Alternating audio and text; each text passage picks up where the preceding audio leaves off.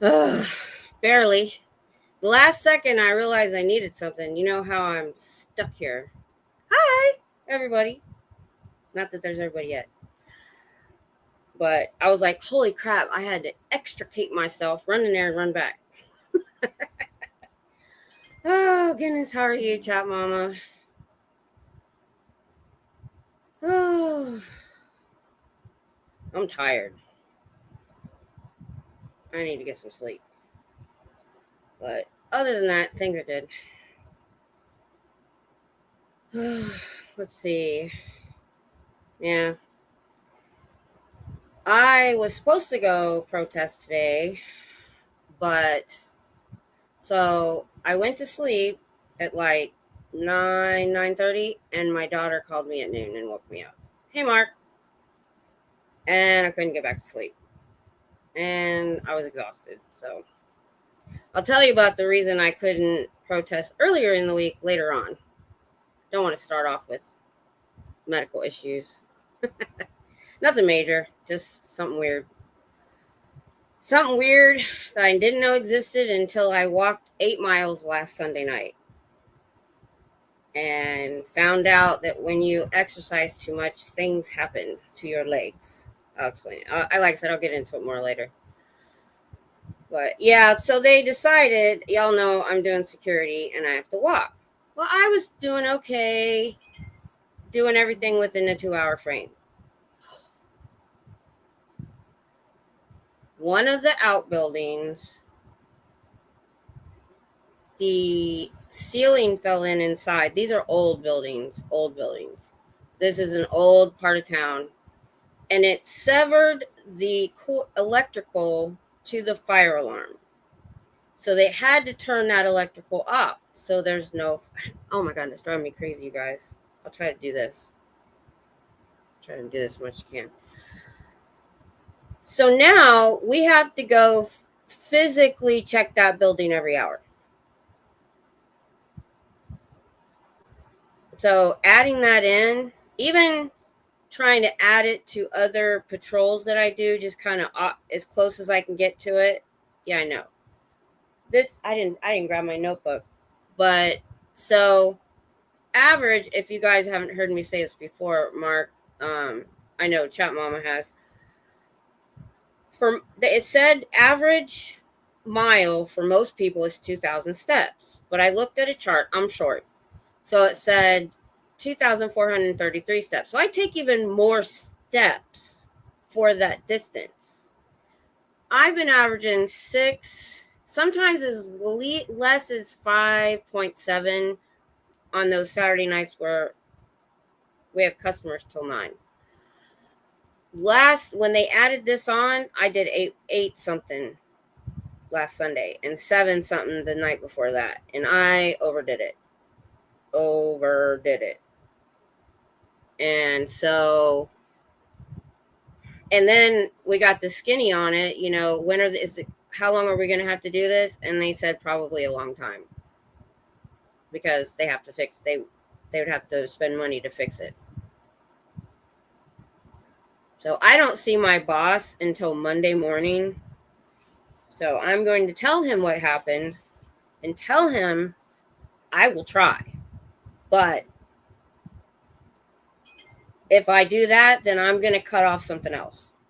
I'm not going to do all the stuff I'm doing. I mean, I was constantly going for 12 hours. And man, so, well, since we're talking about it, I'll just go into it.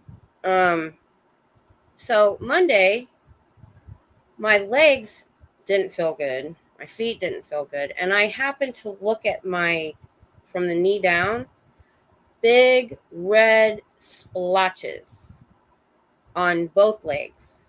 And I was like, oh my God, what is that? So I had to look it up. Now, there's 2 different things you can get. One is called a Disney rash. I didn't have that. It wasn't above the skin. It was under the skin. All the capillaries in my legs had burst. And it's called EIP, excessive or exercise something. It's not serious. It's not anything permanent, but I had to keep my legs up and I had to chill out for a few days.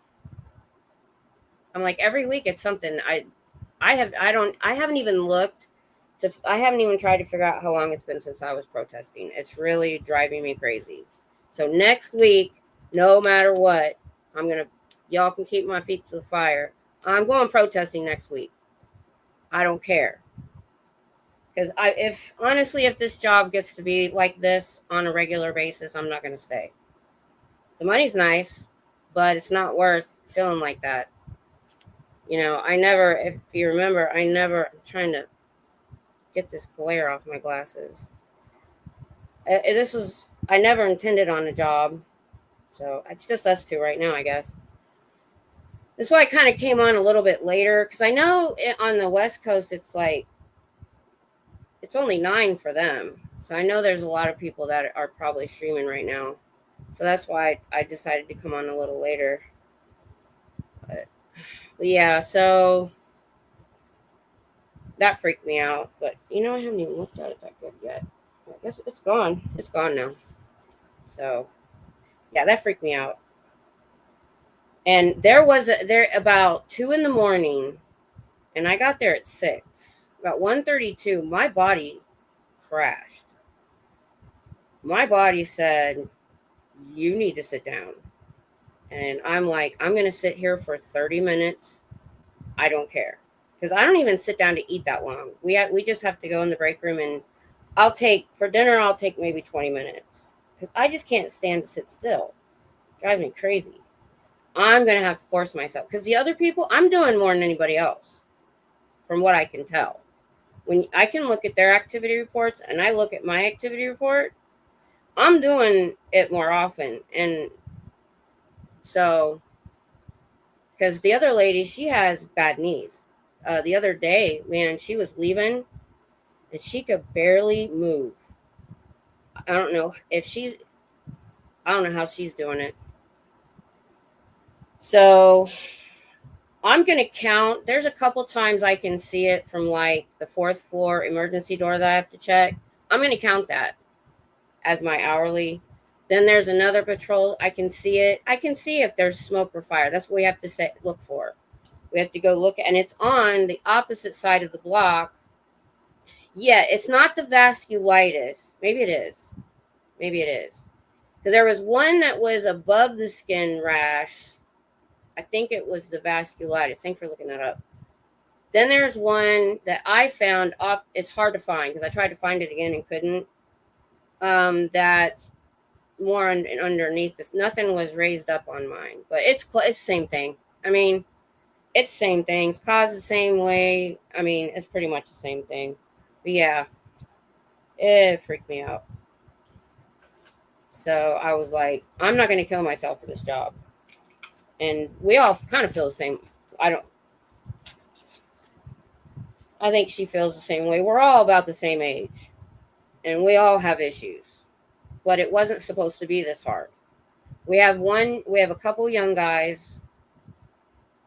When I get to work this weekend, I'm going to look. But I still think I'm doing more patrols than even they are. Just because I'm that kind of person. I just can't sit still. Even though I'm pushing myself. I'm like, oh my God, I'm shuffling, but I'm going.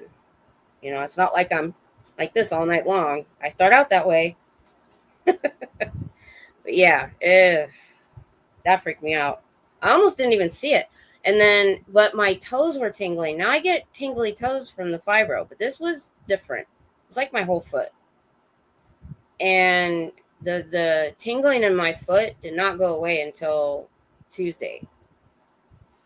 And it didn't start to look better until Wednesday night. So, like I said, I'm not going to kill myself. If they're going to use me for their fire alarm because they don't want to fix a wire, I mean,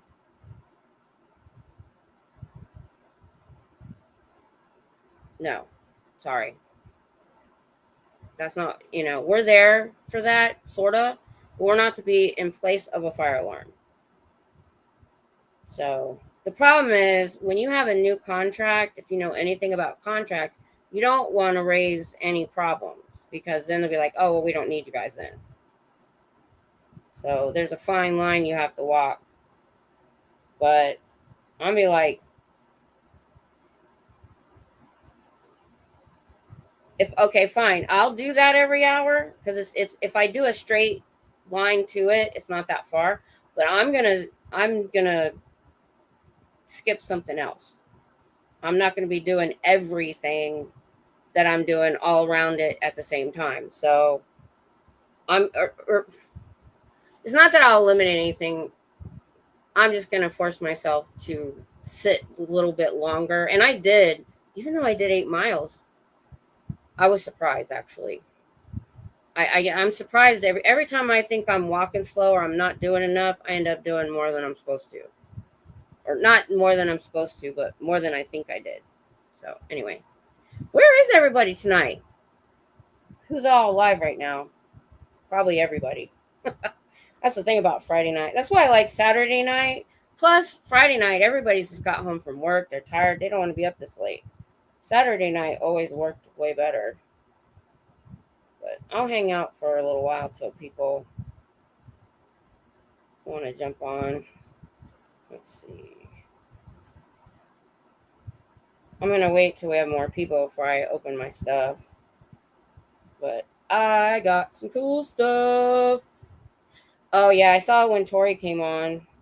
And I saw Dusty. No, or was that an upcoming?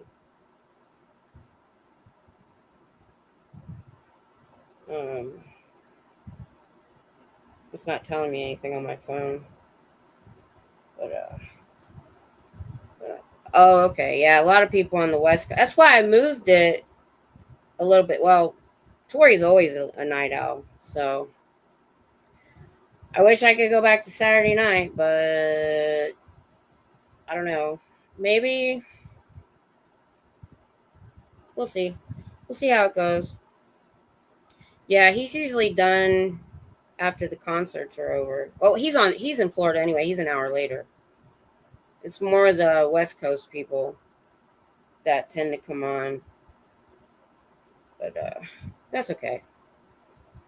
I could stream from work. I thought about it. Oh, I would probably get in trouble. Because I see people doing that, and some of it's okay, but some of it you got to be careful. So it's not like what I do. It's not like I have a security clearance for this. It's not like where I used to work that I couldn't show anything. I mean, they might even like the publicity. Who knows? But no, that's okay. No. But I even thought about it because Tom asked me, he goes, would it be better if you did 3 8-hour days? Yeah, well, inside. Um, Outside I can. Um, and I have started listening to my earbud to some music from my phone while I'm watching the cameras. I can while I'm at the desk or I'm outside. I can because it's not that I'm tired. It's that zoning on cameras and it's silent.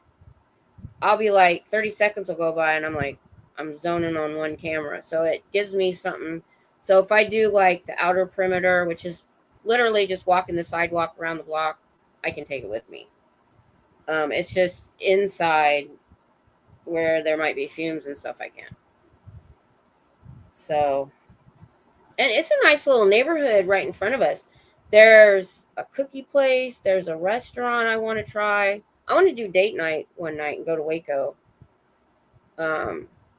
And go to the silos and shop because I've only been there while it was open once, and that was for my job interview because that's where the main office is for the security.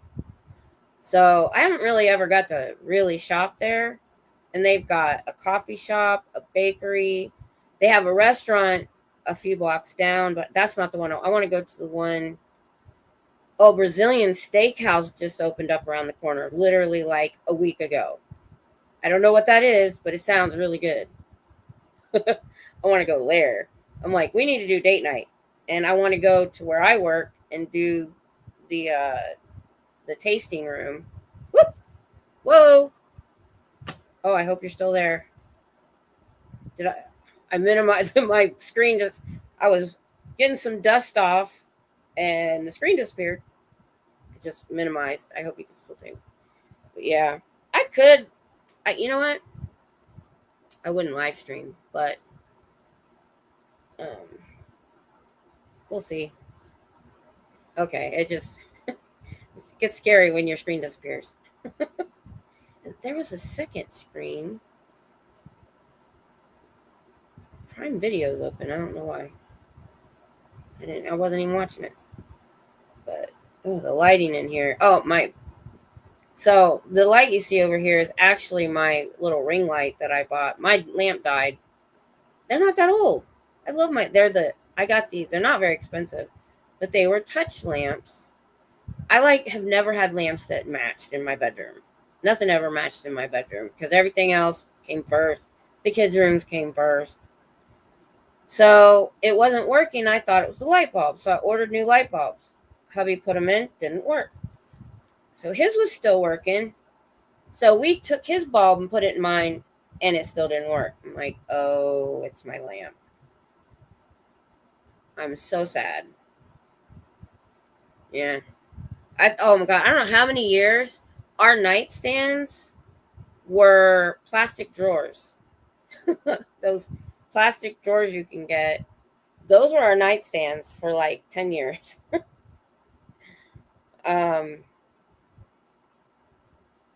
Matter of fact, I've never had matching nightstands. Have I? I remember when I got all excited when we got a matching living room set and the coffee table and end tables matched. I was like, holy crap. And I was so paranoid about it because the kids were, they were older, like early high school. Devin was not quite middle school. Yeah, okay. Okay, so you're the opposite. You have the matching nightstands, not the matching lights. I have the matching lights and not the matching nightstands. What ended up happening was I had a nightstand. They kind of matched. But when I moved the room around, I put my vanity here. Yeah. Oh, I had a lot of inherited stuff. I had for the first few years we were married, I had the end table and coffee table that we had in my house in the 70s. It was my mom's. That's how old it was. So like when I was 9, and then I was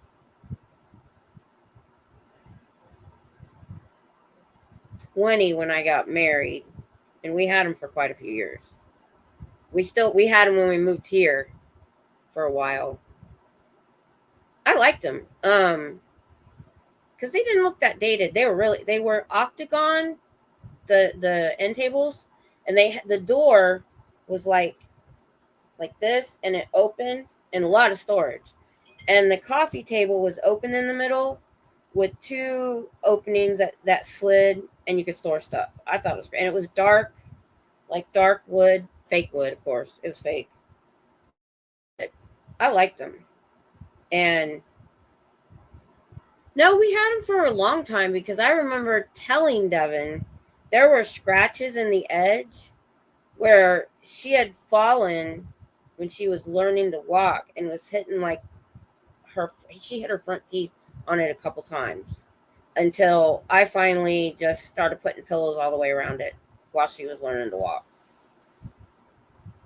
So I keep things for a long time. Hey, David. How are you? Yeah, we were just saying there's probably a lot of people out there that's on live right now. That's why I tried to come on later tonight. But I also think some of it is Friday night. If I were working full time, I wouldn't want to be up this late on a Friday. That's why I think I got more people on Saturday night than I do on Friday. Yeah, yeah. I don't blame them. I get tired too. So, yeah. We were just joking about me live streaming from work on Saturday night. I'm like, they probably actually wouldn't even care. They probably wouldn't mind the publicity, but I don't. I mean, if you watch every minute of every show I've ever done, you might figure out where I work, but I don't want to put it out there. But um the thing about Waco is weird is like you have this I drive through this nice-ish neighborhood where these nice kind of nice restaurants and little boutiques and stuff are, and literally 2 blocks down is the homeless shelter, and it's a bad neighborhood. You don't want to go down there. And I don't think the people buying this property are doing, there's no way they know unless they're getting a lower rent for it. Yeah, hit some chats while at work. I could do the same thing if well, I've done that actually. Last time I was at work, I was in there on my break and Dusty was on. I jumped in for a few minutes. But I don't get very much time. But yeah. Did you? Oh. Oh, I know those people know. But just general people that don't want to put in that kind of work that might, I don't know. Yep. 39th mine would have been the 39th with 25 years experience. That was my last birthday. Petunia's loving me being on the bed. Oh, my blanket fell. Covering up my mismatched.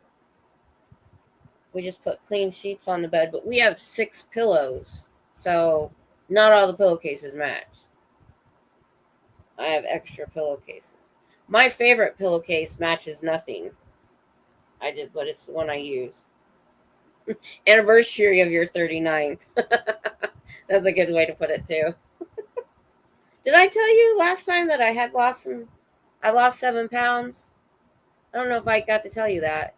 So I went to the doctor like right after I started, and I went to the doctor a week before last, I think, and I'd lost 7 pounds. And I think I lost technically more than that. Dang, as much as I'm walking over there. Okay, I did.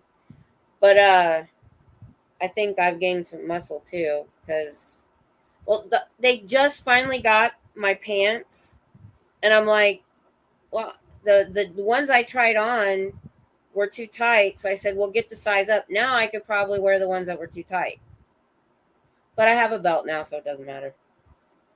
So I'll be wearing the pants they ordered tomorrow night for the first time.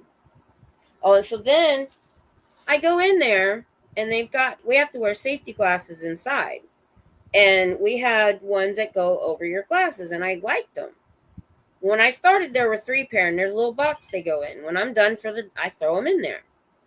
And then we went down to 2 last time I was there. I show up this last weekend, they're all gone. I'm like, it's only us that sit there. So unless somebody's taking them home, I don't know where they went. So I ordered me a pair. They're going back. I was like, I'm just going to order my own pair. But the problem is, I don't know whose head they were made for, but they're supposed to look how short this part is. And they rub my lenses. The other pair didn't. So these barely go over my ears. I could have lived with that. But this is a different pair of glasses. The pair I normally wear, it was rubbing the lenses. I'm like, man, I like them. These are only $8. But and I was just and they came with a pouch. So I'm all disappointed. Hey Journey, how are you doing? I've been not on YouTube at hardly at all this week. Oh, I gotta put these back right. I'm sending these. If I thought, you know what, $8. I'll see if the other lady. Well, she doesn't wear glasses. So the pair that was in the box was for somebody who doesn't wear glasses. I don't even know where those came from. Yeah, I found some on eBay that were $3. It's just these were gonna be here before this weekend, so that's why I ordered those. But I found a pair I like. I was gonna get a couple and keep one in my bag and just get the $3 pair. Now I'll probably just get those off of eBay. So now we got some people on here. So I did get some stuff. I found a lot of other pairs that look like they'll be bigger. What it is they had measurements and I didn't know what to measure. Well, now I know. I'll measure these and make sure whatever I order bigger than this. Now that I know what doesn't work. So I wanted. They had a pink pair, but they wouldn't have been here before the weekend. Well, I just said screw it and just wore my glasses because I'm like, if you guys are not going to give me I already had to buy my own flashlight. I'm the one that has to buy the batteries. I had to buy my own uniform pants, my belt, all this stuff everybody else gets. Tom got all of this stuff issued. I had to buy my pants. I had to buy my belt. They just finally gave me a hat. So, all right, this is the first thing I got. Now, if you guys know anything about me, I know Chat Mama, you do. I'm a huge BTS fan, and I went to J-Hope's concert, and I know, Chat Mama, I know. We're a much smaller contract. There's only 5 of us. Over at the other location, there's a bunch of them. So they have a storeroom and all that kind of stuff. And the main office is in Oklahoma. So my pants, I guess, had to come from Oklahoma. Now, they came in a Prime bag. It went to them, and I'm thinking, I've been working it took them 2 months to get me my pants, and it came in on Prime. It didn't have to come I thought they were making the pants and, gonna send them here on Pony Express or something. And the other woman, she's not even wearing the right brand. She just wearing a pair of khaki pants she had. I went out and spent $100 on a pair of pants. I've never spent $100 on a pair of pants in my life. Yeah, David, technically yes, but I've had small businesses before. You have to have at least $3,000 in deductions before it makes a difference. And so we don't do that anymore. When I had a home daycare, I tried it with my craft business. I sold Avon, and you have to have a lot of deductions. So a pair of pants ain't gonna do it. And I had to buy my t-shirt, and it's not right either. Yeah, that's right here. And I'm like, it's upstairs is going to be so hot. So anyway, let me see if I can find so I can show you what this does real quick. Let's see. YouTube. I can't spell.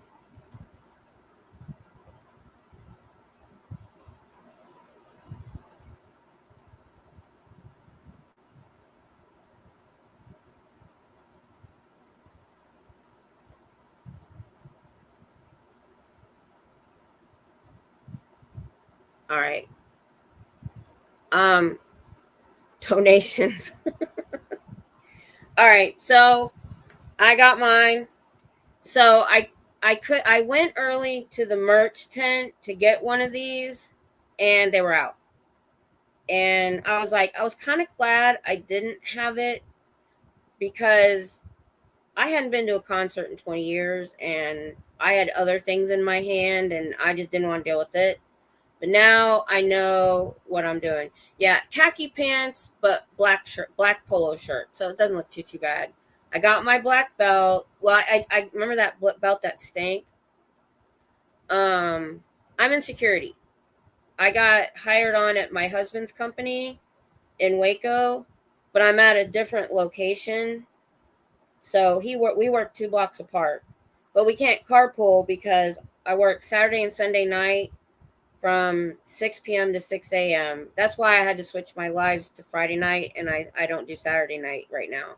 And I haven't been doing my readings because I'm asleep.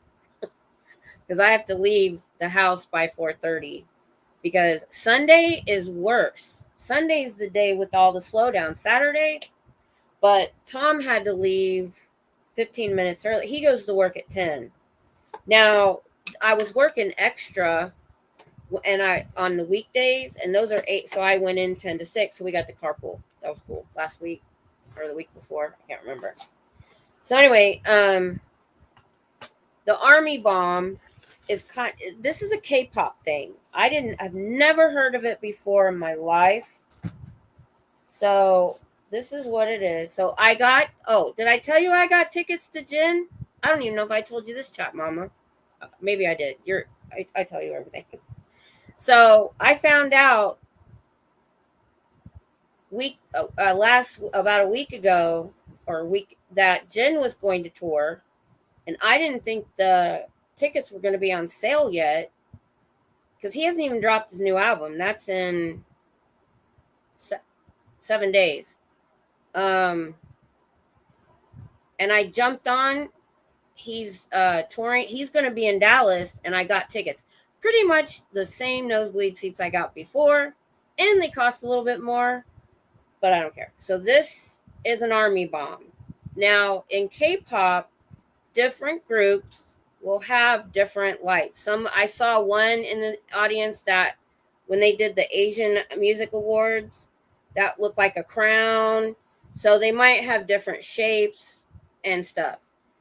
Because BTS fans are called Army, they made an army bomb, and this is their symbol. The open the doors. I don't know if you can see that. And now this was supposed to say Map of the Soul on it. I got this on eBay. It's supposed to be new. This is supposed to be the Map of the Soul. It does not. Oh, there it is. It's there. I can see it. Barely see it. All right. Anyway, no, it just lights up. What's cool is you Bluetooth this to your seat, and they control the lights, and the audience is the light show. Or you can do whatever. You can change the colors. You can flash it. So I'm about to bring up so you can see what it looks like. It's pretty cool. Share screen. How do I make this big? Hold on.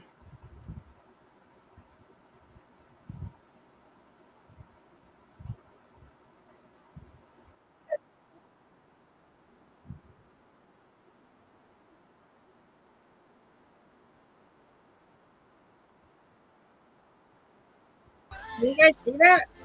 There we go. Let me start over. All right. Yeah, I know. This is replaced the phone.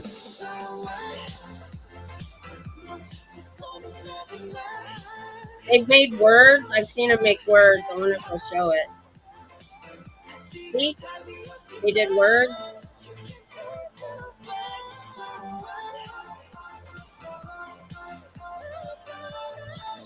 Isn't that cool? I swear, Asians do everything great. They think of everything. I know. Isn't that awesome?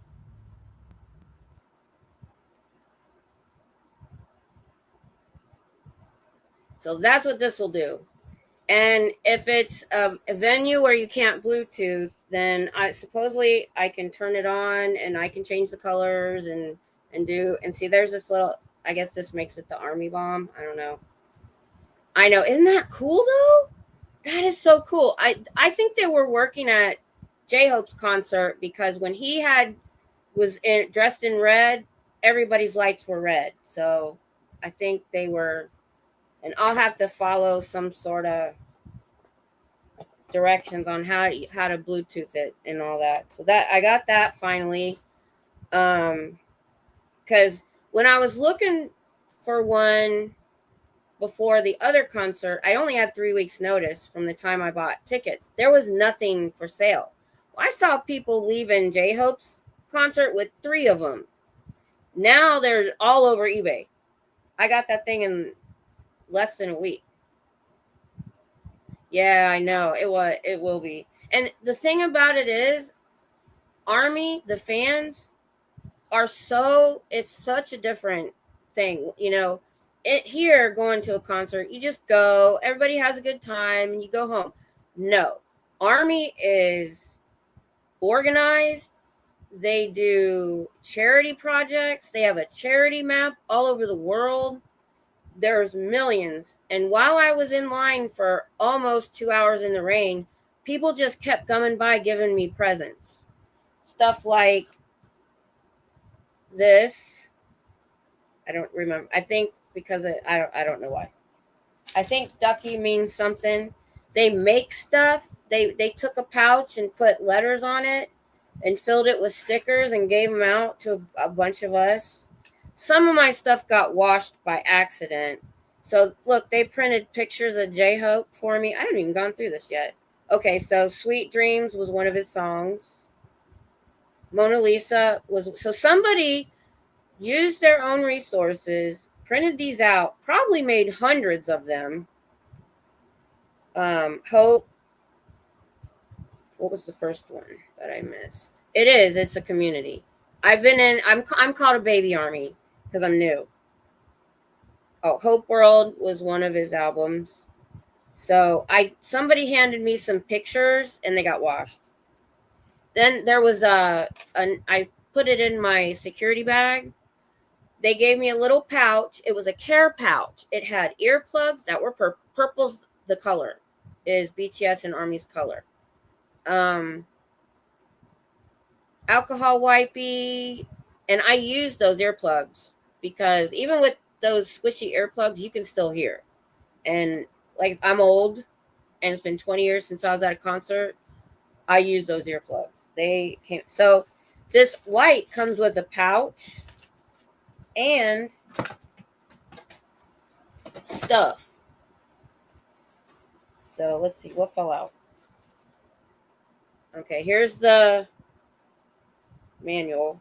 Comes with a pouch and picture cards. Oh, my first photo cards. They are nice. They were so nice. Somebody gave us signs to hold up. Printed nice signs in Korean. Don't know what they said. Was giving those out. She had a whole wagon full. I mean, it's amazing. They oh, this is all of them. Okay, so I got one of each. So I got RM. He's the leader. Just because this is Jin. He's the one that's performing in July that I got tickets. He's the oldest.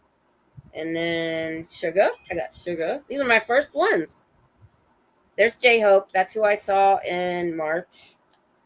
And Jimin.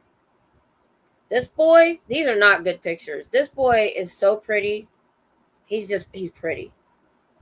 And this guy here, they're in the Army right now. And they get out next month. This boy does not look like this anymore. He was a thin, normal sized person. Now he went into the special forces. He is huge. They all like Dior, Chanel, Louis Vuitton. They're sponsors for all of them. None of his clothes is gonna fit him no more. He's gonna have to get all new clothes. All right, night, David. I understand. Trust me. So that's cool. So, I get this. So I have this little packet, this little pouch.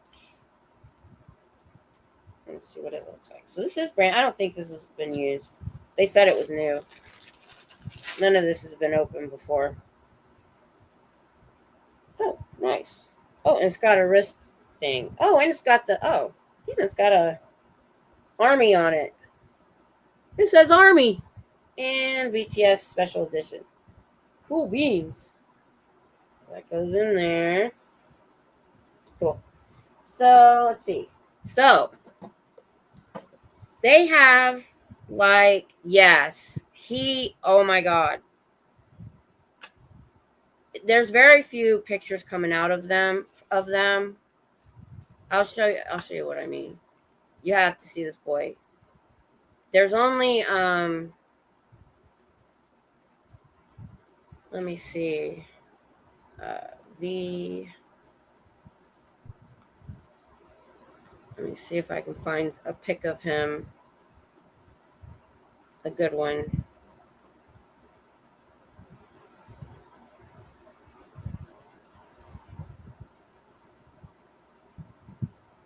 A before and after. No,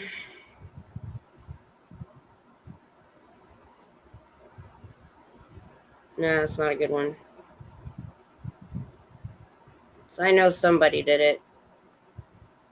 Let me say pics before, because even I was shocked. I was like, I don't know. First I was worried he'd remember how to dance, but we saw him dancing when he was on leave. He's fine.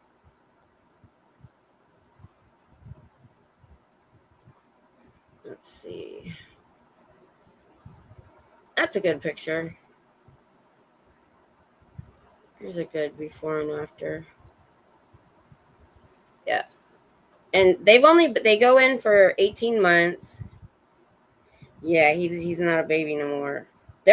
Somebody just figured out almost all of them are either 30 or 31 now. One's 32, and the youngest though is like 28. They went in as late as they possibly could at the very end that they could. I found a picture.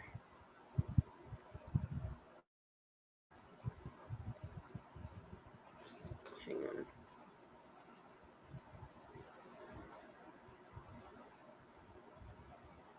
on. That didn't work good.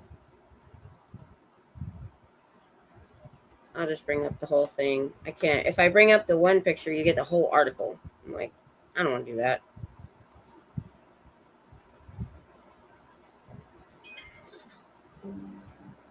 Yeah. Look at that. Right there. Look at this. He got huge. So did Jungkook did a little too, but he was already a bit buff before he went in. J-Hope, he's already back to his old body. He didn't gain that much. But I was like, holy moly. So he's not going to fit any of his clothes. So he was a styling guy. Let's see. V in stylish clothes. Because he liked really formal clothes. Dressing up. I can't remember who he was an ambassador for. I can't find it. Anyway, so then they have over 1,000 songs. They have a Goodnight Journey. They have a variety show. They have trips. So I decided I was going to learn Korean.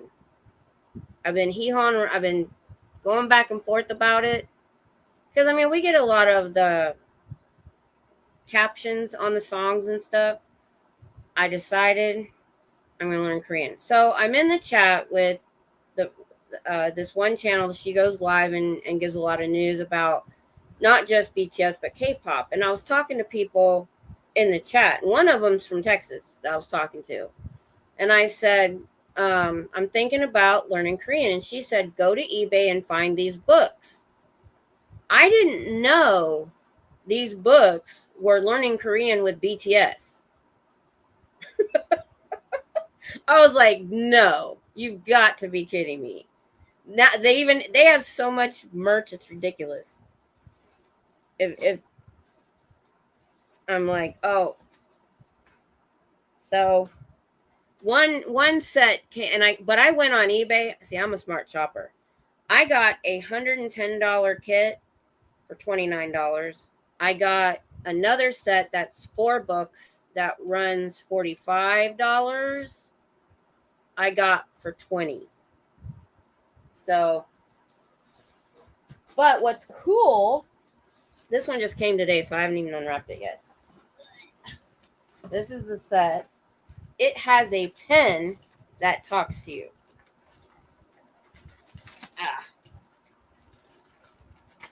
So I just threw this on the bed a little while ago. Tom called me and said, by the way, you have a package by the front door. I was like, I do? Came a lot faster than I expected. I am a good shopper. But it started back when I was homeschooling my kids. I would get books that new would cost $100, textbooks or science books, and I would find them. Back then they had something called half.com, and I think it was through eBay, and it was books. And one time I got $185 worth of books for $60 shopping around. And this is the set that's, dang, I know it's going to be this good.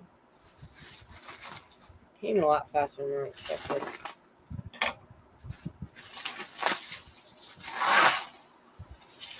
But yeah, when I went on a website, this sucker was like $109, that's before tax. And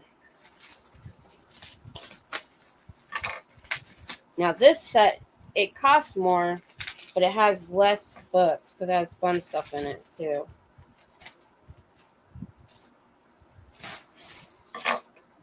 The packages are really nice.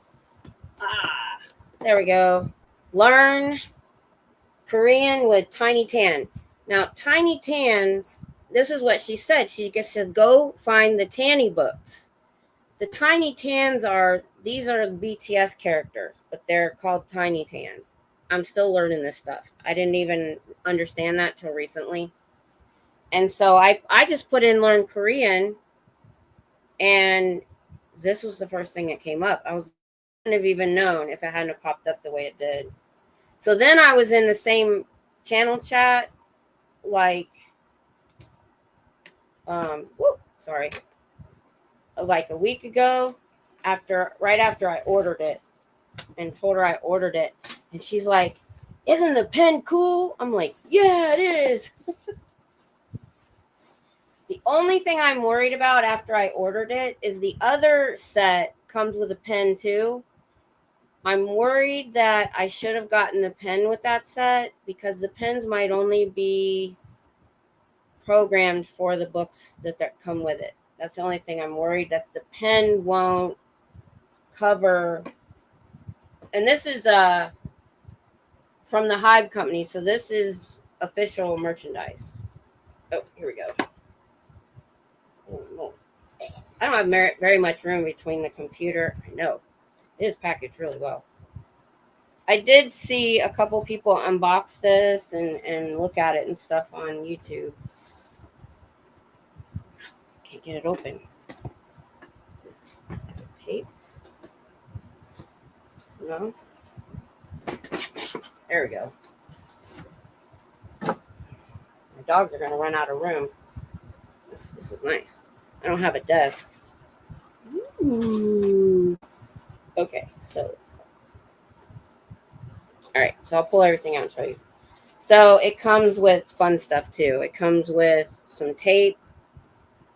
I think it's just fun washi tape. It comes with flashcards.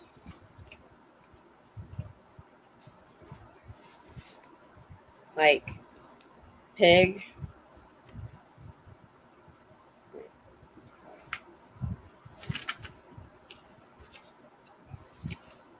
Because I've been watching their variety show, and it's super hard to try to read the subtitles and watch what they're doing. It gets a little annoying. It comes, let's see, it comes with a sticker pack.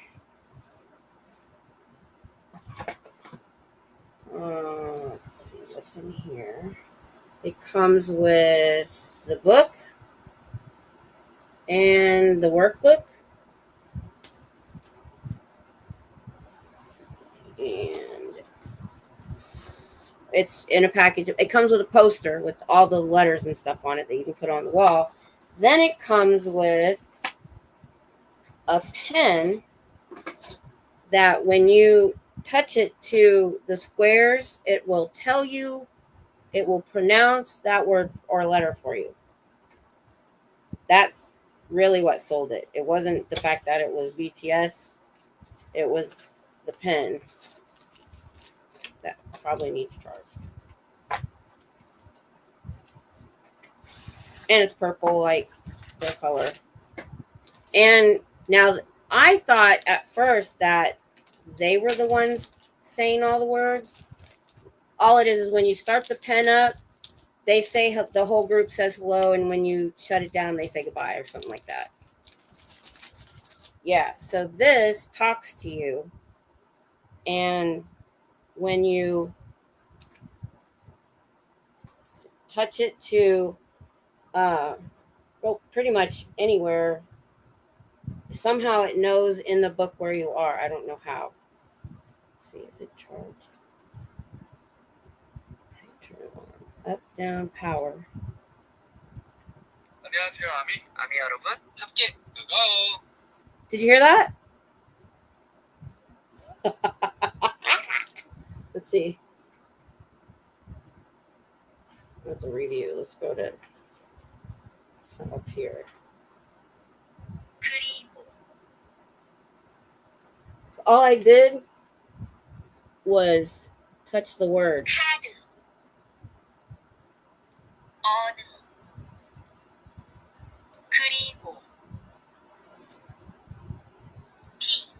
Ah! I love it. Oh my God, I love it. That'll make it so much more fun. And then when you turn it off. 아미 여러분 사랑해요. 보라 해. Oh my gosh. I hope. Cross your fingers. I don't know if this pen's going to work with the other books. Well, let me get the box right here. Ugh, I haven't opened them yet. Oh, hot. It's hot in here. Move around too much. So, I wanted to do this like one of those unboxings on YouTube, but I am so not looking good doing this. Because I watched somebody else unbox and they have this nice desk and yeah, whatever.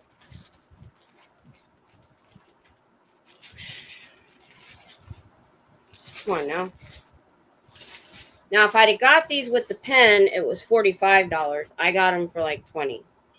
So it wasn't until after I almost canceled the order. So let's see. We're about to find out.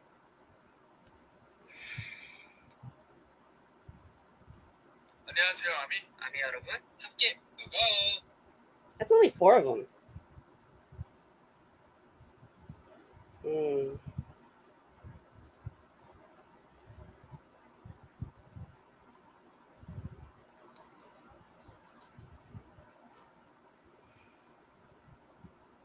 Which is fine.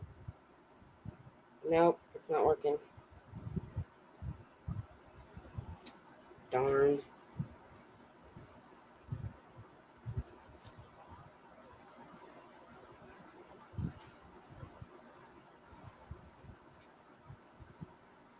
This is writing. Maybe this is Hangul. This is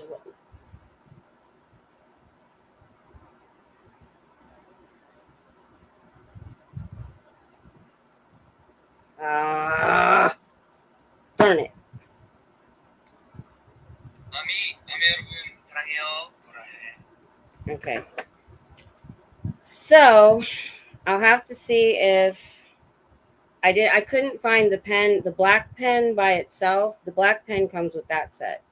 So my only other option is to see if I can return these and reorder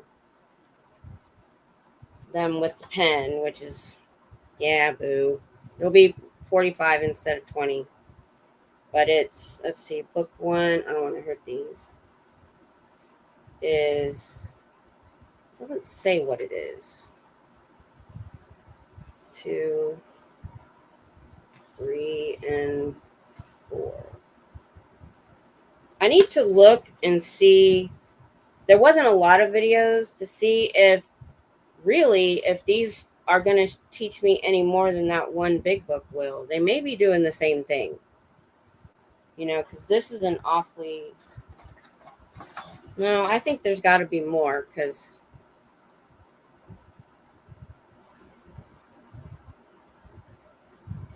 yeah, I'll have to do some more research. We'll figure it out. Tired. A lot of work.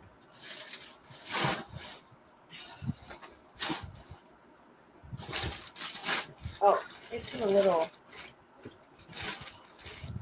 a little note in here. Hi, Kimberly.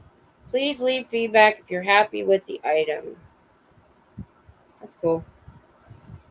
That was the book. And I'll look around, see if I can find, maybe I can find the pen for sale somewhere else. I'd rather not have to return the books. Yeah. Yeah. I didn't get a deal on the light. It actually ended up with the shipping and a little bit more than if I would have got it at the venue, but I know for sure I'm going to get it. Because by the time I got there, they didn't even have shirts left. They had nothing left. I mean, somebody told me to get there at noon, and I found out they opened at 10. So for this concert, and I didn't even think about it, Chris lives up there. But honestly, I don't want to. I'm thinking seriously about, we're just going to get a hotel the night before, because it's a Wednesday night, his weekend, which both times was Wednesday, which is awesome. I'm so happy. So I'm thinking about, even though it's only 2.5, 3 hour drive in good traffic. I think I want to get a hotel the night before and the night after. That way we're already there. I can run over to the venue at 9 in the morning and get in line and get a t-shirt. I did get a t-shirt at the J-Hope concert, but it was a knockoff. It was some guy just walking around. He's like $20. And it looked good, so I was like, $20, why not? I got a shirt. It says J-Hope. Has his picture on it. I'm happy. I don't care about it being official merch. I'm dying of thirst.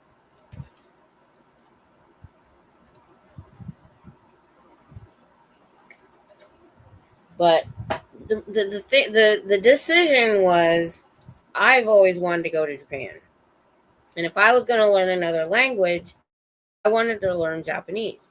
I mean, I have researched, you guys know how I can do a deep dive. And before I got into the SPTV, I had done a deep dive for a couple years on Japanese people living in Japan, stuff. And I had looked at how much apartments cost and where. And over there, I can get a decent apartment for like $400 a month. And I was like, I'd rather go over there for like 6 months or a year and get an apartment and do like an extended vacation. Like, this is like way when we're retired, not anything right away.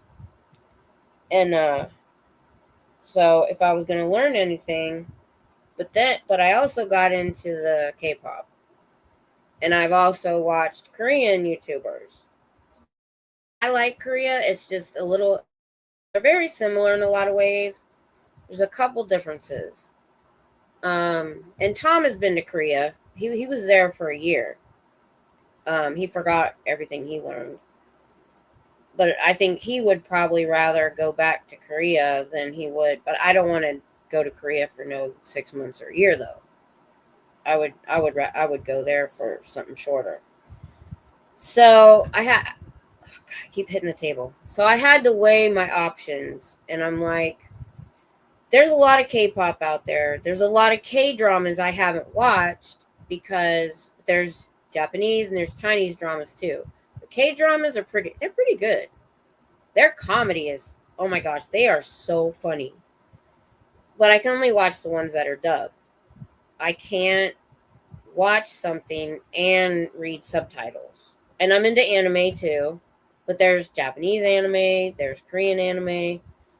So I'm like, when I saw the books, I was like, all right, I'm going to do it. I'm going to learn Korean.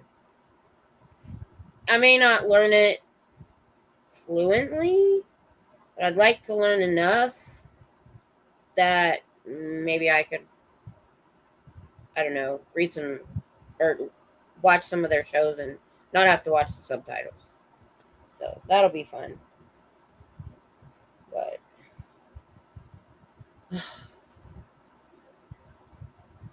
oh, and last night I was doing laundry. I got my bag out. I was packing stuff for my lunch. I bought these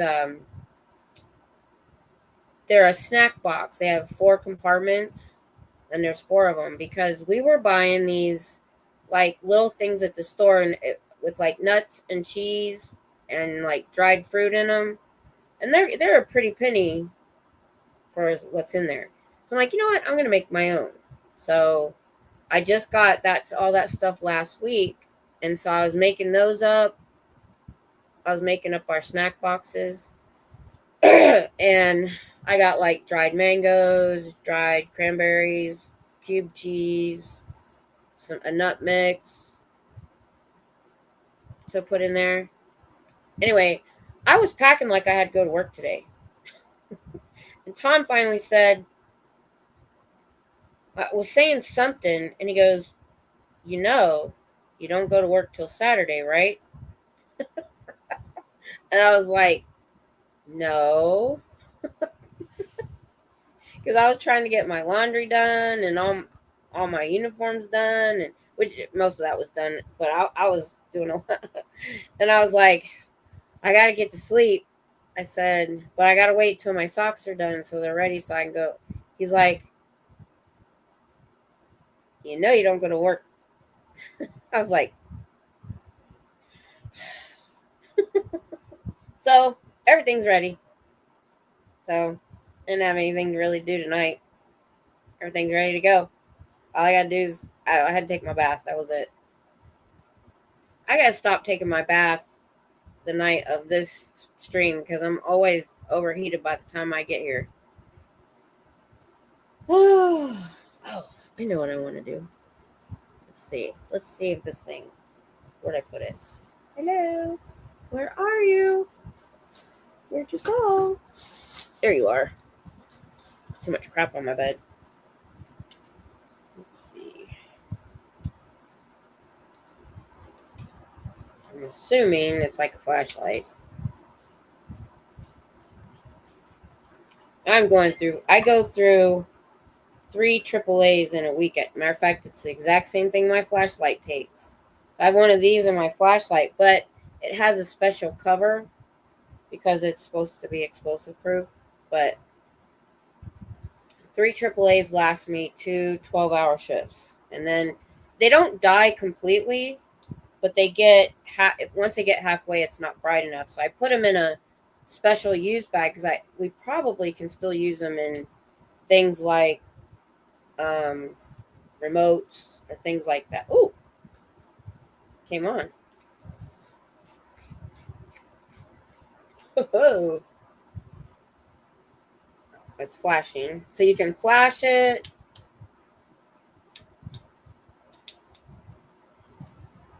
Whoa! Holy crap, that's light. Flash. Whoa! Stop! Okay, what about the different colors?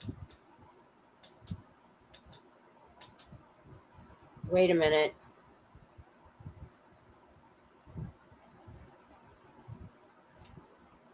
Oh, okay. Is this the colors? Okay.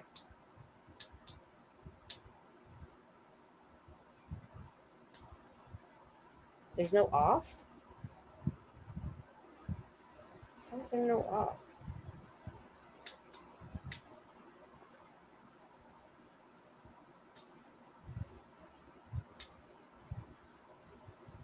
I'm trying to hold the button down and see if it'll go off.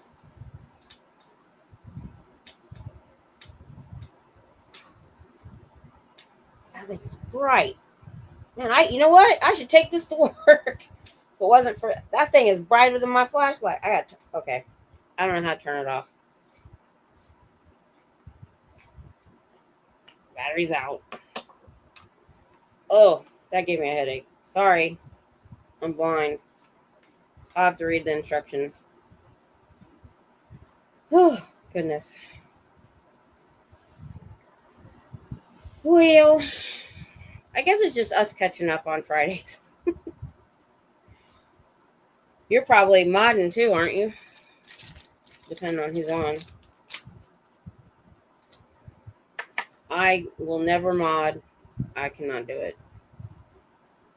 I can do it enough for my channel, and that's it. Oh, I had to get some of these too. Have you ever put these on your car mirrors? Yeah. I had these on my truck mirrors, but one fell off, so I had to get new ones. I gotta somehow figure out. Okay. Oh yeah, he did. He did. Oh, did you want to come on? I didn't even ask. Oh, okay, that's right. Yeah. Oh, that's the other thing too that I love about both countries is their uh public transportation is amazing. Have you heard anything? Korea and Japan, I don't know which one. They have trains that are themed. Okay. Like a Hello Kitty train. I'm like, and the stuff that they think about, because I've been watching stuff the last couple days, just stuff that makes sense that we just don't implement. And you know what I've always said when I see this stuff? I think the reason we don't have that stuff here is, and I mean the stuff that like the stuff that makes life easier or that just makes sense about things, is I think we accept, we have a low like level of acceptance. I don't know what the word is I want. I don't know. If their train is they in Japan, one of their trains was a minute early, and they filed a public apology for it because they got there too early. They weren't on time. And if they're a minute late, you get a slip. Low expectation, yes. You get a slip to take to work to show work that why you were late. And then I look at the New York subway system and how they don't ever fix nothing there. I'm like, yeah. I mean, the stuff that, oh my gosh, you just wouldn't believe it. And I'm trying to think right now. I see so much stuff. Just if you ever have a chance, just put things in Japan or Korea that make sense. You'll get a videos of this stuff. And oh yeah, the Hello Kitty. They have Hello Kitty. They like. Oh my gosh, it's just so cute. Let's see. They have other kitty train. It's in Japan. See if I can find a short one, not like a big. Ah, here we go. And they just do it. Just no big reason. Just for fun. on the Hello Kitty bullet train in Japan. I have been waiting for an excuse to ride this train for years, and I finally get to do it today. Let's just hope it doesn't disappoint. First, I made sure to get in line early because there's only one Hello Kitty car, and I need to Oh, snag a there's seat. only. But I didn't know that. I actually thought turned it was out the whole I train. didn't have to worry at all because there were so many empty seats and so much luggage space. I found a map, and Car One is a gift shop, so let's go there next. And wow, I didn't know about the gift so shop. much cute stuff. But I only had a little cash left, so I ended up going with this water bottle and these snacks. And they were way better than I thought they'd be. The packaging was so cute, and the cake had a little bit of filling, and it was so good. But it wasn't my favorite thing about the trip. My favorite thing was how much Hello Kitty there was. From the seats to the windows to the doors to even the trash. So would you come with me on the Hello Kitty bullet train in Japan? I didn't know it was one car. I thought it was a whole train. But they've got other ones too. It's just the stuff. They're kids' backpacks. The elementary school kids, they're only allowed to get one kind of backpack, but there's a reason. It's I don't know what the word. It's kind of like armored a little bit. They have earthquakes a lot. It floats. There's all this stuff that it does, and it's expensive. It's like, I think, a couple $100 or something, or $100 and something dollars. But they use it all the way through, till, I know in high school they don't use it.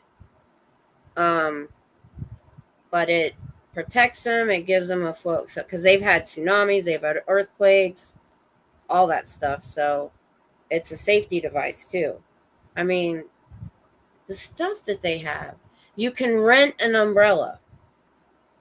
I think that may be Korea and Japan. I don't know. And you just return it to another place if you don't have one. They have underground parking for your bicycle. It goes into a chute. You get a ticket. It disappears. You come back. You put your ticket in. And it goes and gets your bike and comes back up on an elevator and brings you your bike. Same thing with cars. They have parking garages that are take your car, and it's like a vending machine. I'm like, we need stuff like that here. New York could use something. Well, I don't think they can. It depends, because they're surrounded by water. I don't know. I'm gonna go. Not enough people are popping on tonight, and to be honest, I'm tired too. Oh, Papa's here. I'll stay a few more minutes. I was about to log off. I've only gotten about 2 hours sleep since yesterday. Because if I take a nap and somebody wakes me up, I was dead asleep, and my daughter called. And I answered like, hello. And she goes, well, call me back when you're awake. And I was awake after that. Yeah, we have the same issues. So I'm just like, I just finally just got up. I'm like, I'm never going to go to sleep. So I figure, at least, because if I go to sleep tonight, I'm going to do it a little bit later. Then I have to get up at 3:30. Oh, a few more days. I think I remember you talking about your internet sucked, but I've had a couple of people say that. What's going on with your internet? I haven't been really in the know lately with everyone. I probably missed a lot.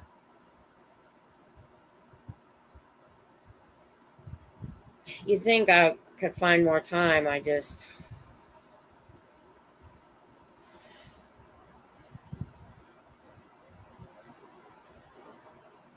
Oh, sorry. Ooh. All right. Well, that's good. Mine's getting a little hinky too. Matter of fact, I'm surprised we didn't have a problem tonight. And mine's just, when you've had a router for so many years, it's just time to take it in and get a newer one. That's all. That's the problem with ours. Gen switch to Starlink, Really, see, the reason I hadn't switched is, well, the only people I follow is people that are full-time RVers and have it. And they say you still have to have a backup if you want, if you want to work from home, which I don't.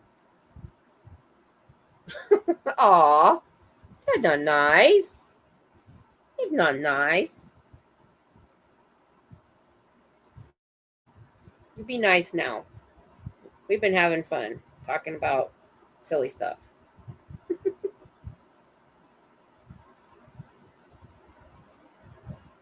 Yeah, tell him. Sorry.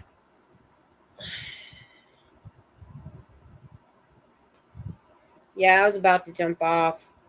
And Friday night has not been a good night for my live stream. But I still like catching up with you, Chat Mama, and the couple that do jump in.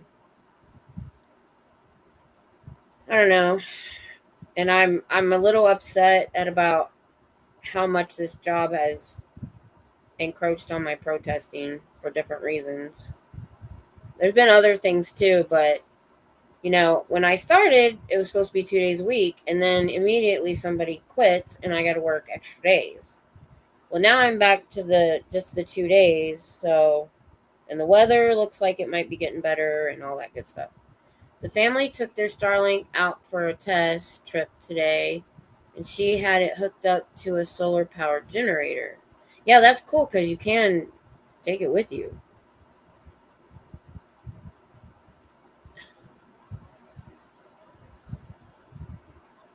Really? Now I saw somebody else. I saw him talking about it on Fox. Somebody was talking about University of Austin. But what was it on the BBC for? What happened? What'd they do? That's University of Texas. Oh, they were talking about it. Just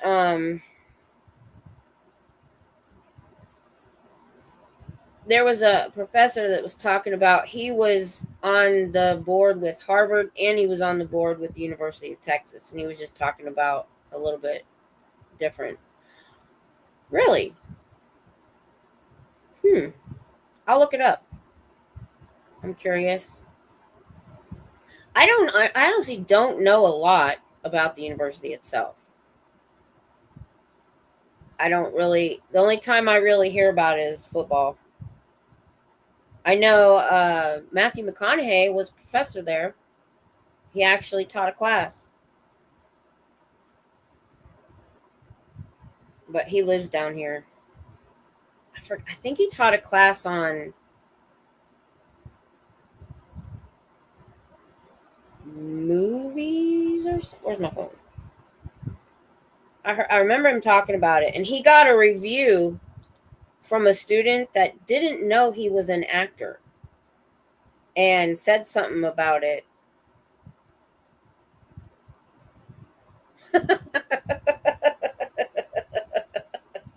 Yeah, when we went to South Padre Island, which is right where the border hits the Gulf, it took us 7 hours to get there. So now if I went straight to the Gulf, I could probably do it in 3 or 4 hours. But we went southwest to get to South Padre, and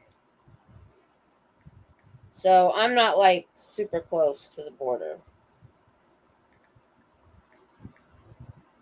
Matthew McConaughey, professor.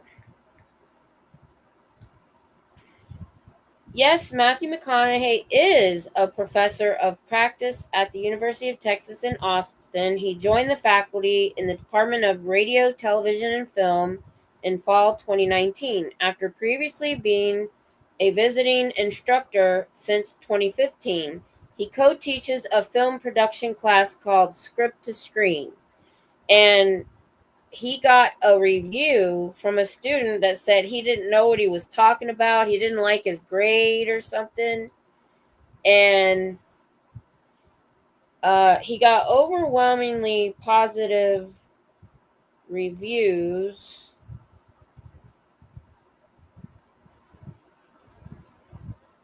Some students might find his teaching I want to know the actual complaint. This is just, it's the AI. Let's see. Student complaint.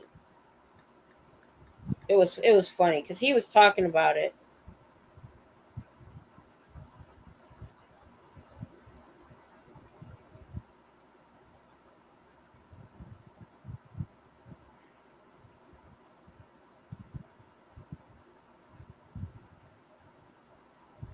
Matthew McConaughey, are you now Professor Matthew McConaughey?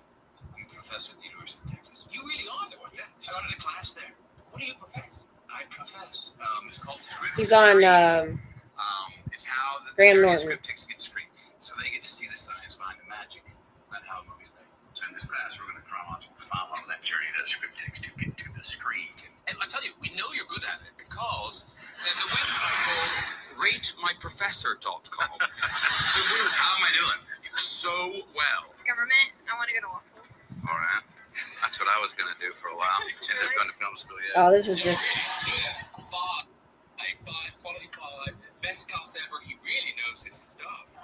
Somebody said he really knows his stuff. Amazing professor, but I feel he'd be great at acting. I hope that was a joke. One of them said, "Good professor. I think he'd be good at acting." I don't know. Some young kids may not know.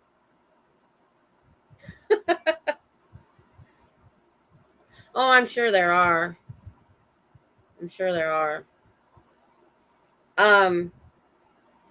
I left a comment on I wasn't watching the Fox News. It was a short or something that I saw. And so I commented because they were talking about students that wanted to go there or something. And I put in the comments, I'm like, I go, I like Texas, but you might want to be forewarned about the heat here is ridiculous. Because I see these students and I'm thinking, did they really know what they were in for? Because I sure didn't when I got here.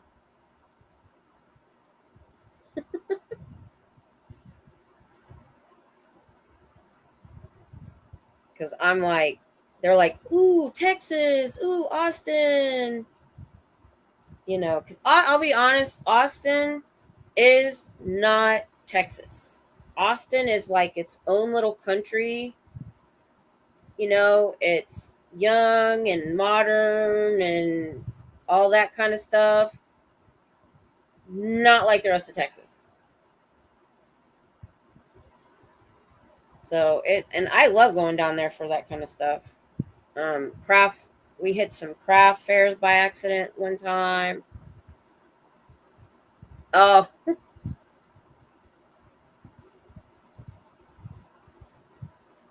Yeah. Yeah, I don't know if you've listened to me while I was protesting, but back the little bit of time I dated after Tom, there was a couple years we were on and off, and I dated a guy whose parents were Jehovah's Witness. He was not. He was the opposite of that. But we sat with him a couple times and studied a little bit. I can't remember if I actually went to church with him or not. And I don't remember a lot. That was a long time ago. It was like 1988. But yeah, there was no chance he was going to go be the weirdest thing. It was just weird. The weirdest thing was they didn't celebrate birthdays. They didn't celebrate holidays. And that just was weird. I couldn't do that. I grew up Baptist. Yeah. And even if you're not Christian, you know, Christmas is still a holiday. It can still, you know, it's partially pagan anyway. So when I did my home daycare, I actually had, no, I don't, Papa. And if you did tell me and I forgot, I'm sorry. I have that Swiss cheese memory. But I don't know if I heard that story. Okay. What happened? Something not good, I assume.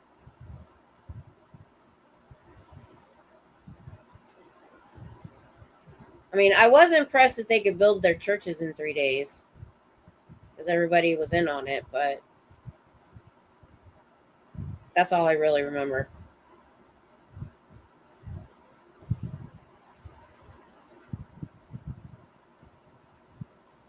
I'm not happy with the news coming out about my church. Oh, that's what I figured. Something like that.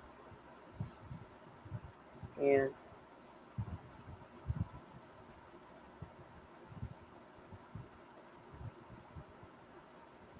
I've been wanting to do some research on what's going on with that. But I haven't really gone to my church in like 15 years now. And it was the people. The doctrine, unlike Scientology, the doctrine itself isn't the problem. It's people, just like the Catholic Church, it's people abusing the doctrine, using it in their own ways, and some people in charge covering things up, it sounds like. I think any organization that gets that big, you're going to eventually have issues because they think they're above the law,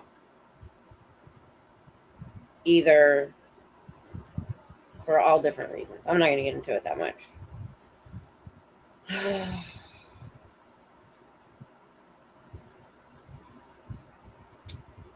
Wow. That's not good. Yeah, I didn't get that far. I didn't realize they didn't. Oh,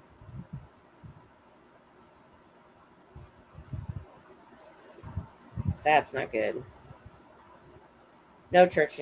We were strict with our kids about the age of dating, and my son brought this girl home. His freshman year, he wasn't allowed to date, and she was Wiccan. Now, we were very into church at the time, and I was like, I have no problem with that, but I don't want my son, my Christian son, dating somebody who, and that was long before the internet, so I didn't have a way to research any of it. And I'll be honest, I met her years later. She's not into it. I could tell. You can tell when a teenager is just doing something for attention. She wasn't really. But either way, I didn't like it. And, he didn't like that we said no. And I said it wouldn't matter if she was what she was. You're not allowed to date till you're 16. Now, going to a dance and us dropping them off or something like that, that was okay. But full-blown relationship, no, not until you're 16. And, I wish my mom would have had that rule. So I try not to let people and people's behavior. Now, Jehovah's Witness is different. But my first church I left when I was 18, it was an older church. There was no real youth there. And the people there turned me off for a while because I saw them outside of church being hypocritical. Just, and I'm 18, I'm looking at them as the older people in my church. And one of them was my insurance agent. And he's sitting there, me and my grandmother. Actually, I was 17 when this happened. I was getting car insurance, and he's telling dirty jokes to me and my grandmother, who we know each other from church. I'm like, dude. And that and some other things really put me off of just church, period, for a long time. And then but as I got older, I realized I shouldn't let people that behaving badly affect, the way what I want to do. So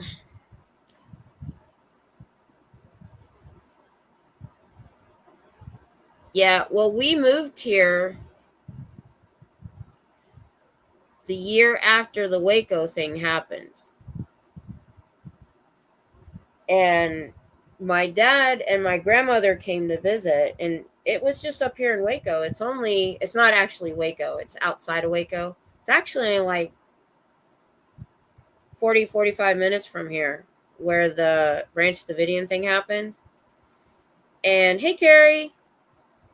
Yeah, that was inappropriate for sure. And I didn't know how to deal with it at the time. And I really just, I turned 18. I just didn't go. I only went when I visited my grandmother anyway. My mom didn't really take me to church. But I have a testimony, I'm a devout Christian, always have been. I don't let people in the church or the organization itself, if, because we've seen that people behave badly. I can't let those people sour me because they're not doing what they're supposed to be doing. I was going to say something about the Branch Davidians. Oh, okay. So after the Waco thing, so we got here in 93. And then a couple years after that, my grandmother and my dad came to visit, and they wanted to go see it. Well, we went to a visitor center in Waco. Well, we went to Waco first to see the Texas Ranger Museum and stuff. My dad wanted to go there. I could have done without it, but it was okay. It was still interesting. And we went and we got the directions. Well, they were purposely giving out bad directions so that you couldn't find it. And I found that out later. But we found it anyway. At that time, it was just a field. It was a field, and there was a like shed like building that you could go in, and it was ran by, they still owned the land. It was Branch Davidians running it. And they had like what happened that day, their history and stuff like that. Well, I've heard since that they've built a better building, like an actual like museum on the property that you can go see, but I don't have any reason to go see it again. So we were like wacky Waco when we got here.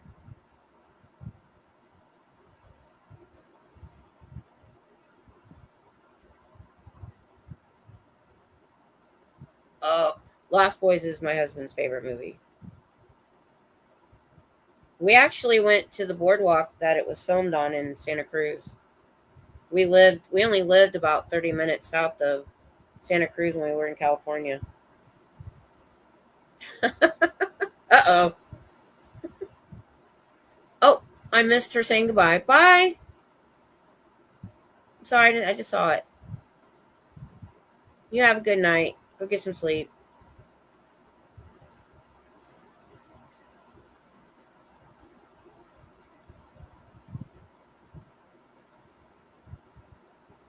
Hi, how are you? I was about to log off because nobody was coming in. Now everybody's coming in.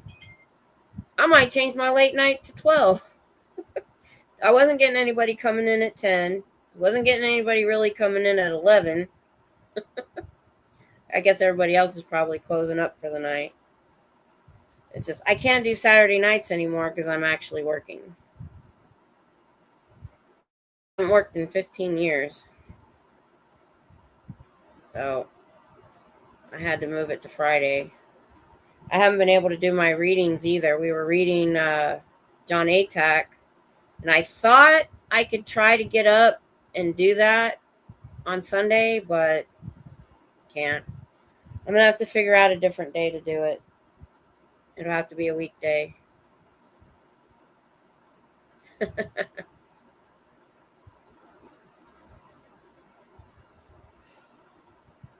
But this is my schedule because I work nights, so I'm up anyway.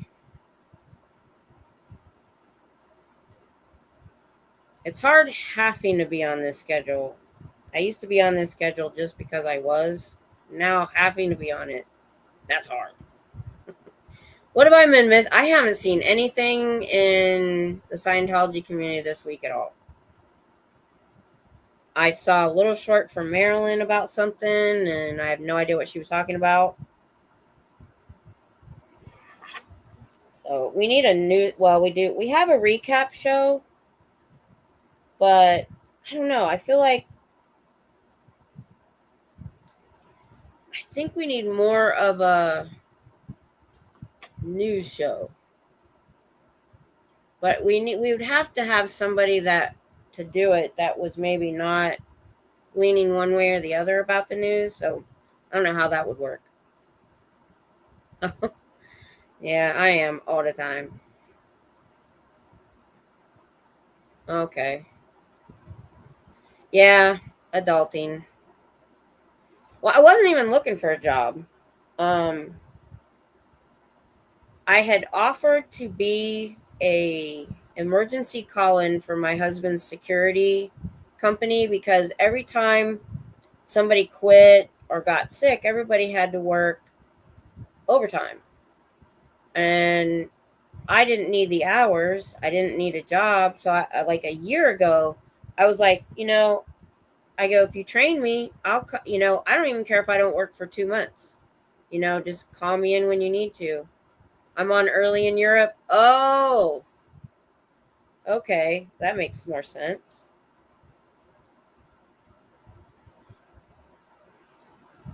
Yeah, because it's 12:30 for me. But I've been on pretty late. So I didn't start till 11 tonight because I know here on Friday night, people worked all week. They're too tired to stay up late. Saturday night, I used to get quite a few. Friday night, I'm really not. But I'm still going to come on and say hi just to catch up with people. Um, yeah, I work 12 hours. Well, anyway, so he hired me on in before the holidays in like October, November. Then I didn't hear anything. And then I get a text, hey, do you want to work this weekend hours? I'm like, I didn't even know if it was permanent. I thought it was just the one weekend. Well, that was okay. It was 2 days a week, but he literally, right after I started, somebody quit. And so I had to work 4 days and I worked 3 days. So I haven't been protesting in quite a while. And I'm a little irritated about it. So I am going to make sure I'm out this week because I've never had this kind of a gap since I started. From his night shift. Yes, you are insane because I've never been a morning person. I've gotten up at 4:30 in the morning to go to work before, but when I had to. Yeah, my husband, I was kind of on this schedule because my husband worked nights. He'd get home at 7. I was going to bed 3, 4, 5 in the morning. Now I don't get home until after 7. Yeah. So, and the problem is, like, I really, the couple times I was ready to go protest, I didn't get enough sleep. And it takes all day to get there. So it's not like I can just go out a couple hours and protest. So I have to leave by a certain hour.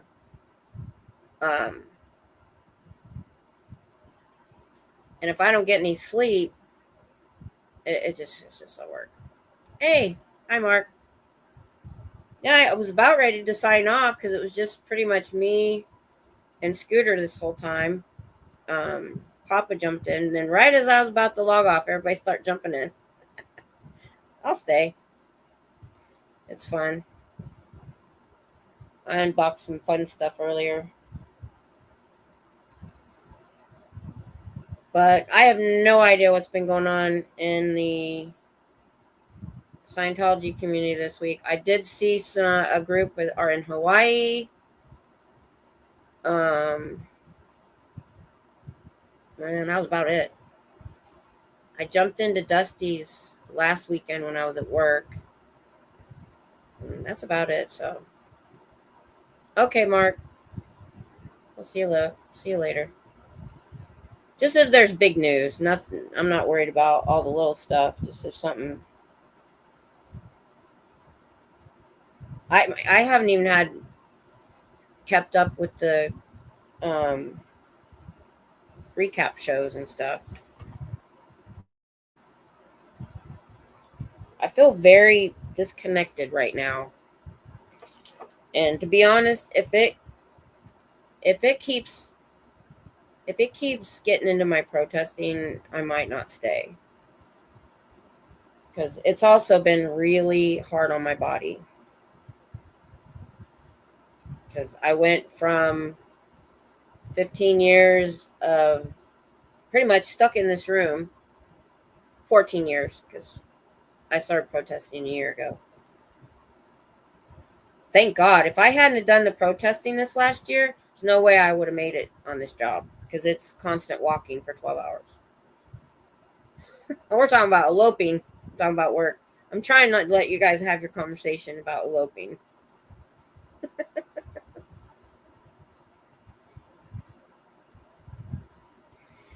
I wish I could. The only reason I like it is it's such a long drive, and I can't cart well. So weekend is 12 hours. During the week is 8. Tom works for the same company, but at a different 2 blocks over. He works 10 to 6. I work 6 to 6.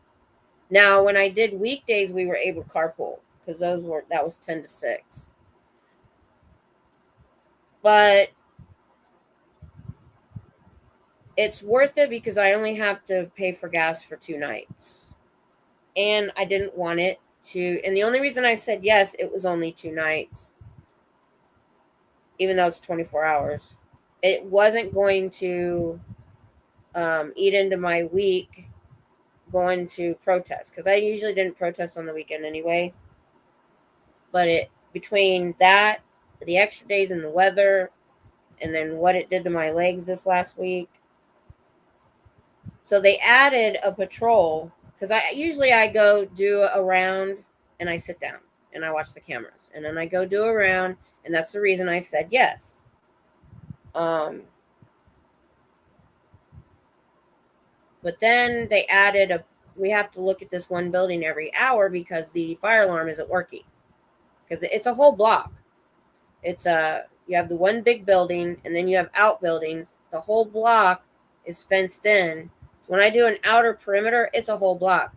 So if you haven't heard me talk about this before, Carrie or Sophia, is it Sophie or Sophia? It's my Swiss cheese memory, because I know I've even typed it and I can't remember.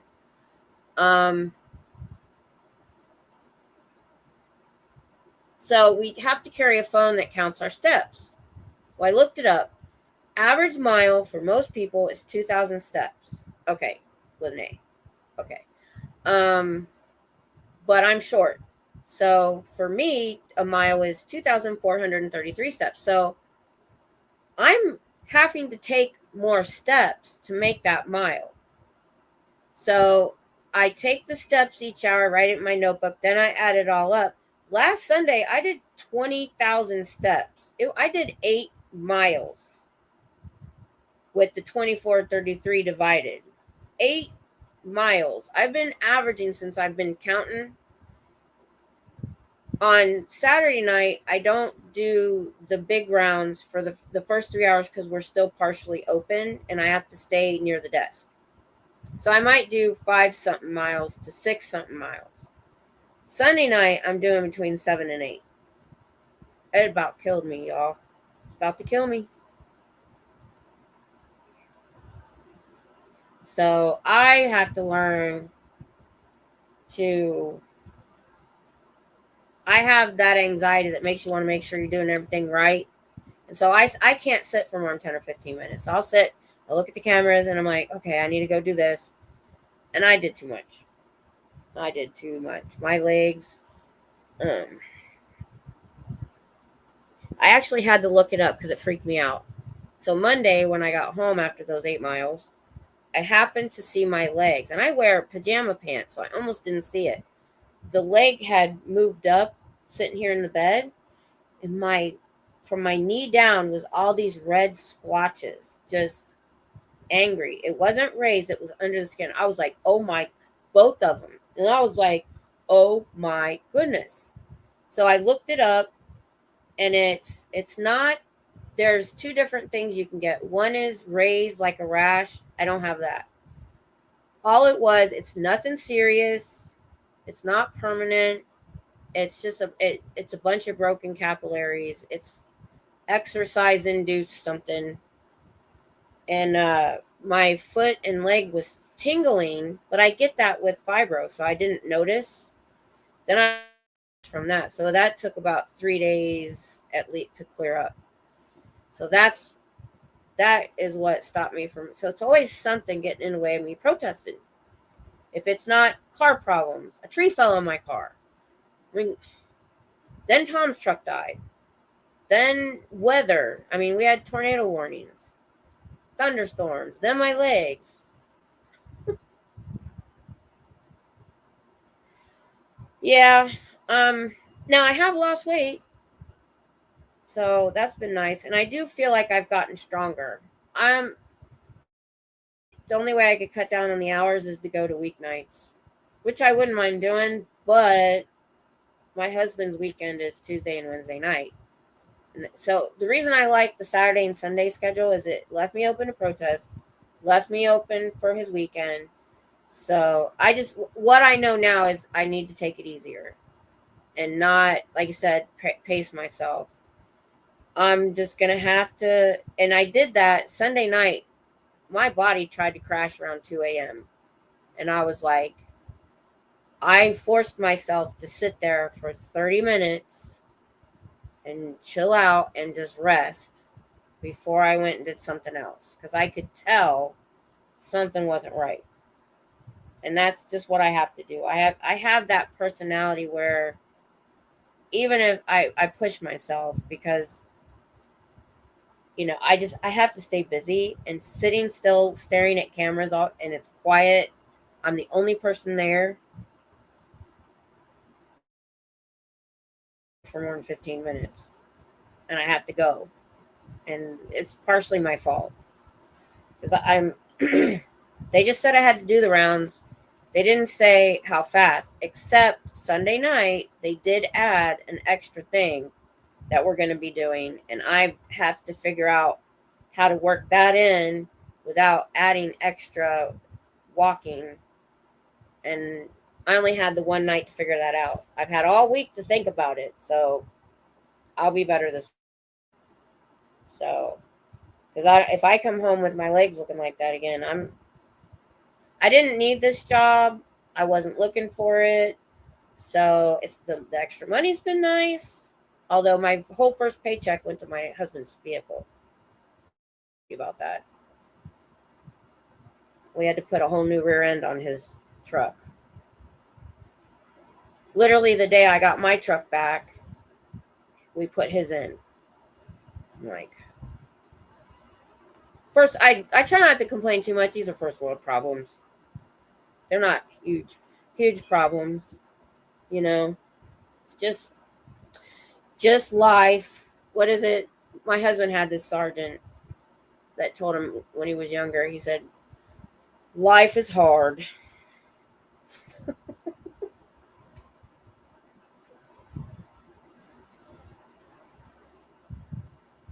That's all right, Sophia. And that's the thing.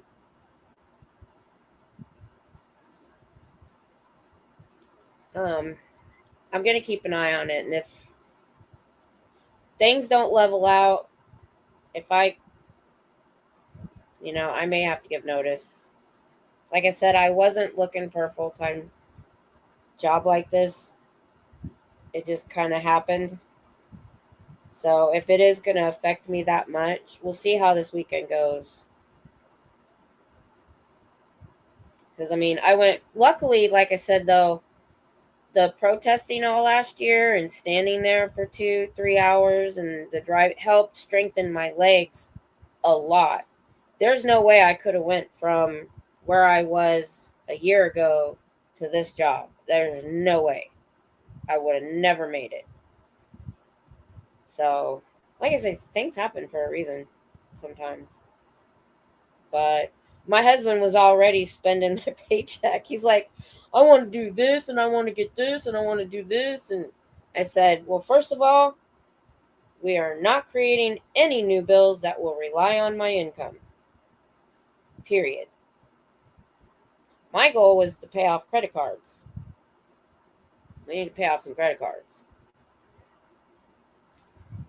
And I should sit down and figure that out.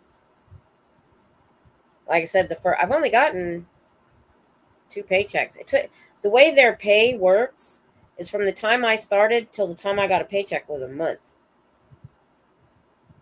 So I think actually I'm due for my 3rd paycheck in a few days.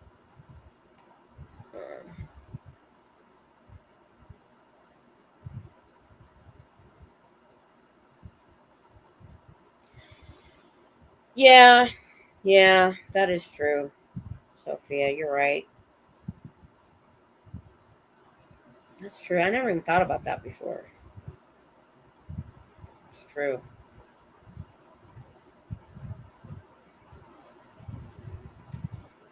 Yeah. Oh, I know about the stress. But yeah. Oh, what I've been doing I didn't even think about it at first.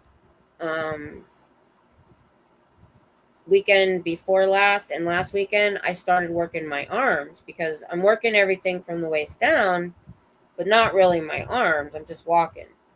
So I started walking through while I'm walking, and I don't even need weights because I'm so out of shape. Just kind of working my arms different ways while I can feel it a little bit, trying to make some muscles in my arms. I have no muscles. So, and another thing I wanted to try to do was midweek, because I'm going from Monday morning when I get home until Saturday night when I leave, or Saturday afternoon. There's a big gap. So somewhere in the middle there, I at least need to walk or I have a gym really close by, or I have to do something to keep up, my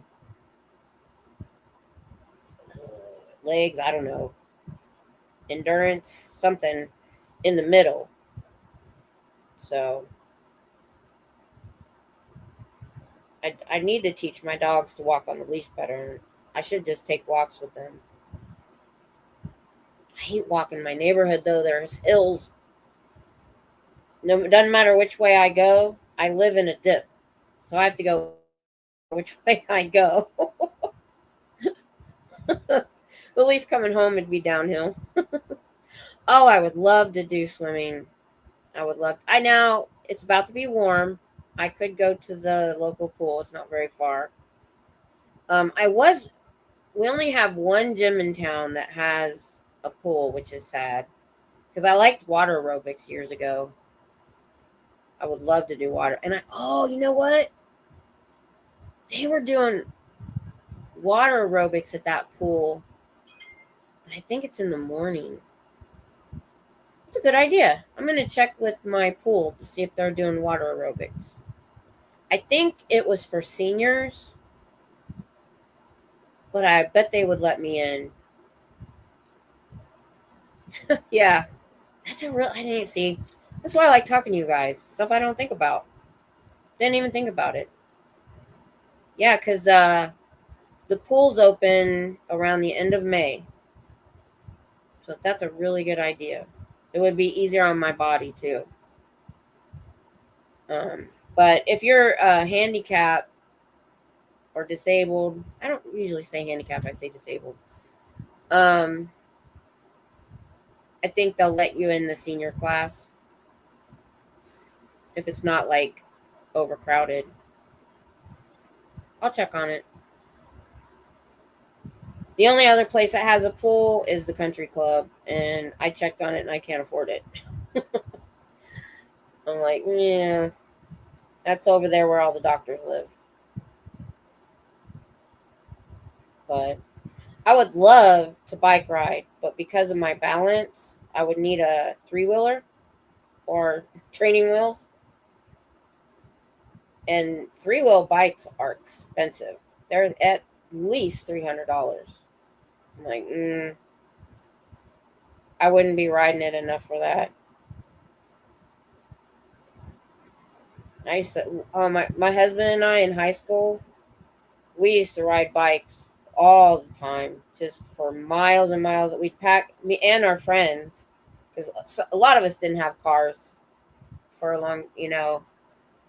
So we would pack a lunch in a backpack on the week, like a Saturday, and just ride for all day. I really liked it, but problem is the way people drive nowadays. And I actually did get hit while I was I was with Tom. We were riding. It was kind of my fault. Um, I didn't know bike etiquette back in the 80s. So we're riding on this country road, and I hear a horn honk.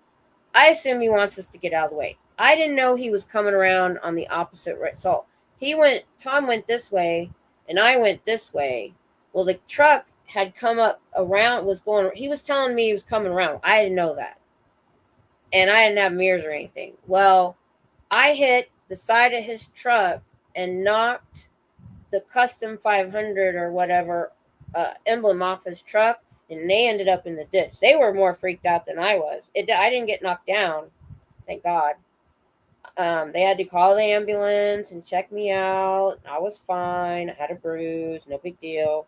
We went on. We finished our day. I get home and my mom's like, "So, how was your ride today?"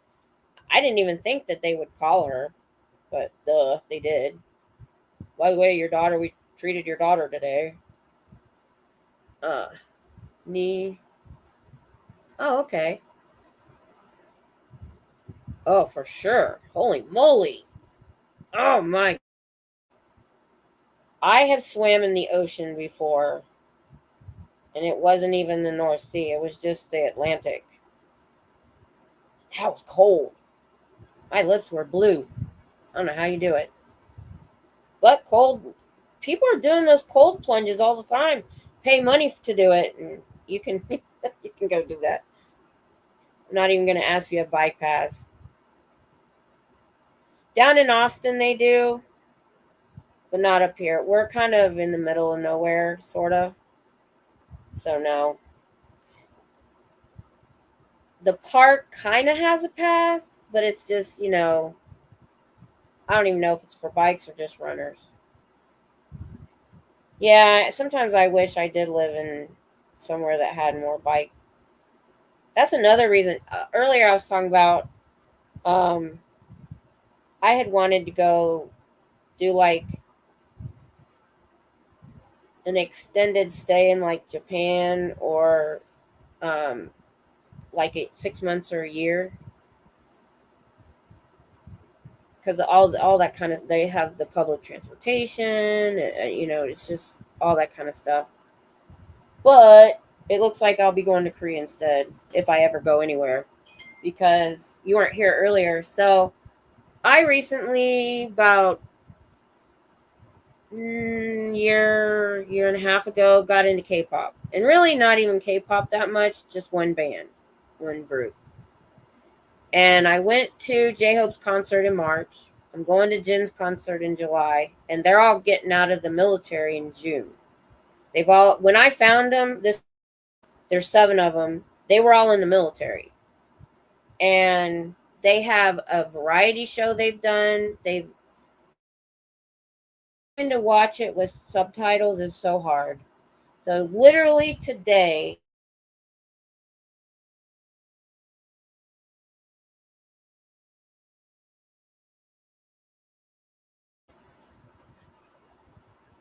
I'm back. How long was I gone? The polar bear plunge. Then I regained my sanity. Oh my gosh. Yeah. I hear it's really, really good for you. Oh, I don't. I don't. I freaking hate it. And I spend 7 months a year inside. I'm from up north. Matter of fact, I've said many times, I grew up canoeing, camping, and up in Ohio, when you camp in July, you can get up in the morning and see your breath sometimes. That's how cool at night. Okay, good. It can be. I got here, and we even camped when we lived in California. I was even a Girl Scout leader, and from the time school let out in May until September, we didn't have Girl Scouts because you just couldn't.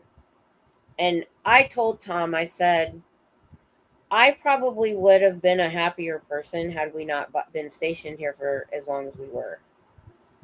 We were supposed to go to Fort Lewis, Washington when we left California. I would have loved it up there. But Tom was a teeny tiny little man with no body fat and couldn't handle winter. And so that's not what happened, though. It was the Army. 3 weeks before we left, they sent us here, and he loved it. So the couple times that we could have possibly gone somewhere else, we chose to stay here. So he was stationed here for 17 years. At that time, he loved it. Now he can't handle the heat either. He goes out to try to do something on the car, and he comes in and has to drink electrolytes, and he's about to pass out. He weighed 115 pounds when he went in the Army.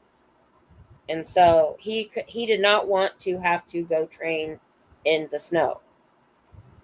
So I let him stay here. But then I look back, and it really, really hurt my mental health. Being stuck in this house pretty much from April until October. Now I can't even sit outside. So, I mean, I have windows that don't even open because what's the point? We literally only have a couple of weeks of nice enough weather to open the windows.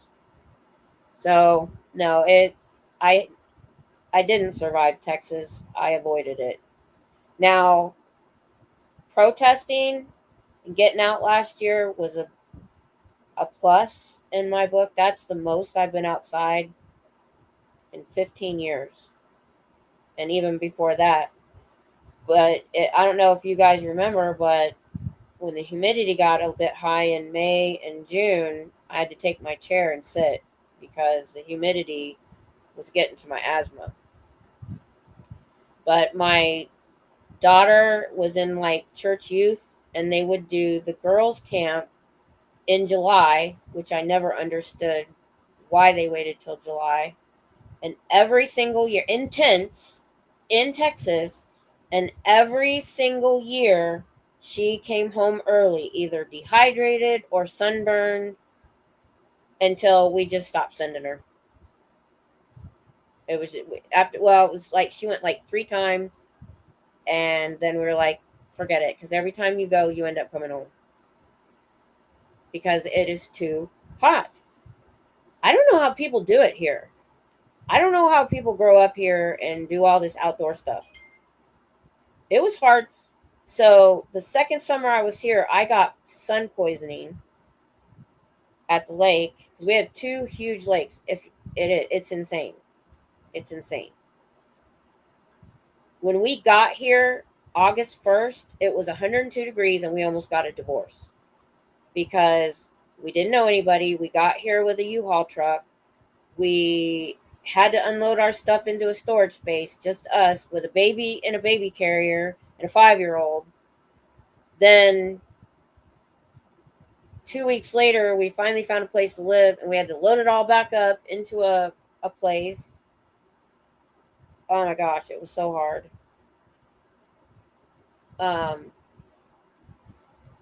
Anyway, I got the sun poisoning, and after that, we would go to the lake with the kids I'm laying there with a towel over me, a hat on. They didn't have the canopies like they do now that were easy to find, but back then. At once we could get a canopy, we did. Sunblock every half hour. I mean, I was afraid of the sun. People look at me and they're like, "Oh, your skin is so good," because I've never gone out in the sun since I got here, and I drink a gallon and a half of water every day. That's the only reason.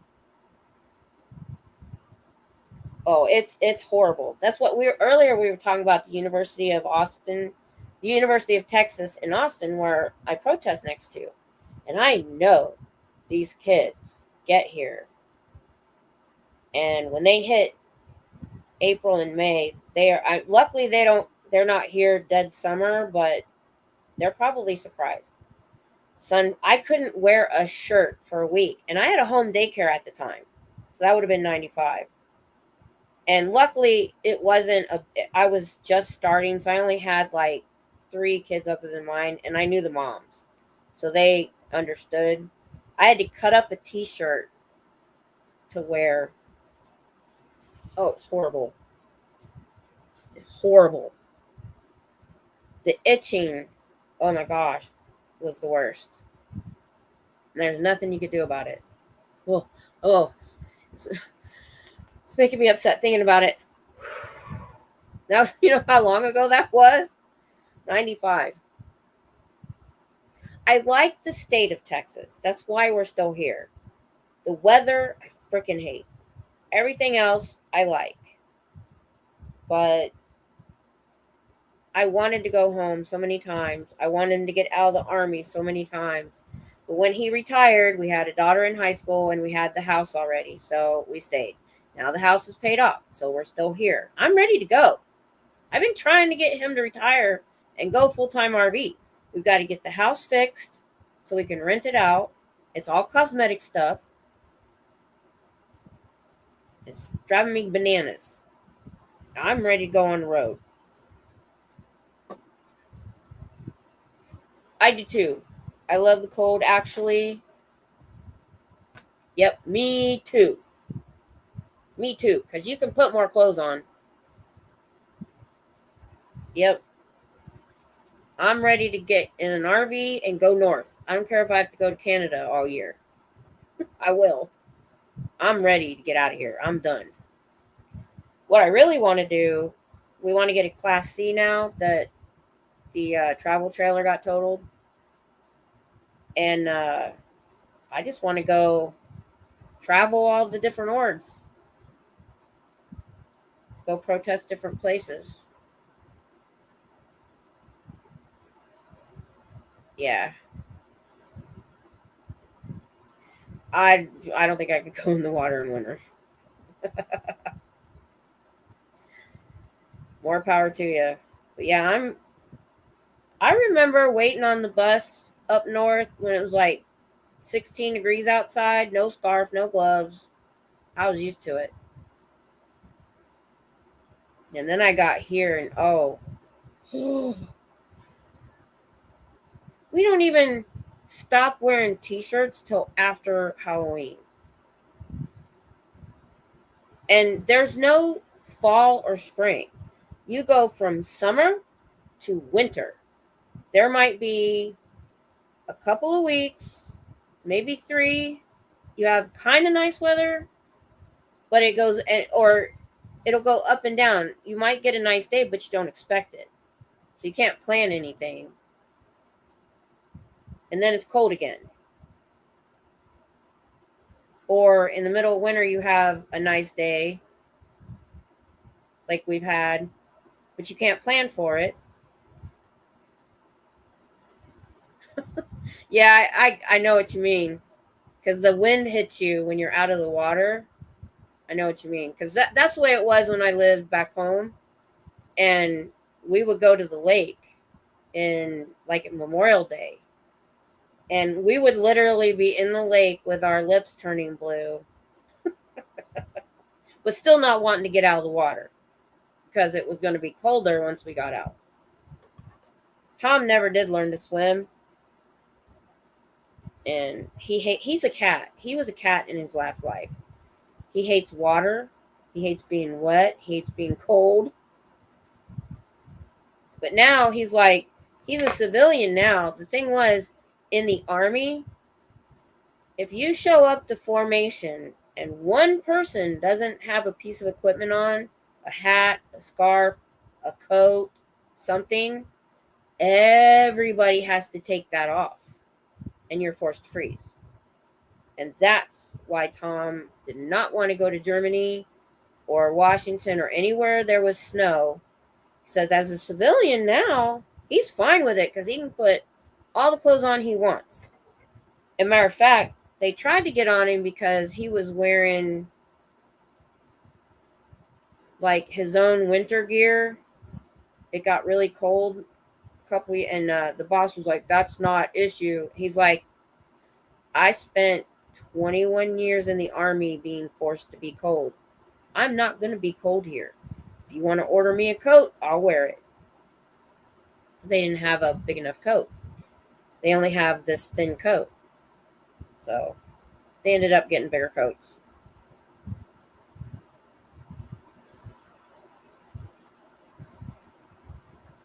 Yeah, I have to do that once a night too. We have a Tesla. That was a learning curve. And I only have to take it out once a night, go about 4 blocks, check our old building, come back. That's it. It's what we call a presence patrol because the homeless shelter is very close to us, so we have a lot of traffic through there, and they've had people break in and sleep in there. So I go, they see me drive up, I do my patrol around the building, and that way they know it's being watched. That's pretty much all it is. I do that about 2, 3 in the morning. Almost, so I drive under this bridge. It's a road. It's like a road. More like an alley maybe. And then I go down an alley. There was a pile of what I thought was, I don't know, it didn't look like a person. And I wasn't going to hit it, but I got pretty darn close in my turnaround. And then it moved. It was a person. It was chilly that night. I was like, holy crap. All right, good night. Good night, Carrie. I should go too. I appreciate y'all jumping in and letting me blather on. You're the only one. You guys are the only ones I talk to. So I'm alone when Tom's at work. I'm alone during the day because he's asleep, or I'm asleep too. And now I have a job where I'm alone for 12 hours. I come in, I relieve the person on duty. We talk for about 5-10 minutes and they leave. And then I'm by myself. And I do some crazy crap at night. It's 4 stories. It's this old brick building. And the top 2 floors is storage. If you don't know, it's a distillery. Oh, you might be interested in this. They make scotch. And supposedly, about 5 or so years ago, they brought it to this European Scotch competition that nobody outside of Europe had ever won, and they won. I listened to the tour that they give to people on Saturday night. So the top 2 floors is just barrels. And I have to check all the barrels, make sure they're not leaking. And it's old. It's 100 and something year old building. And so I'm up there singing badly, talking to myself, just anything, because I'm completely bored. I like jobs where I'm busy.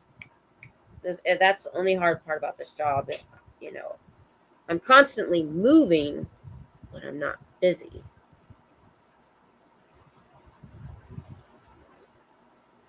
Yeah, from Texas. It's from Texas. Yeah. I know. I'll find out the details more what this competition was. But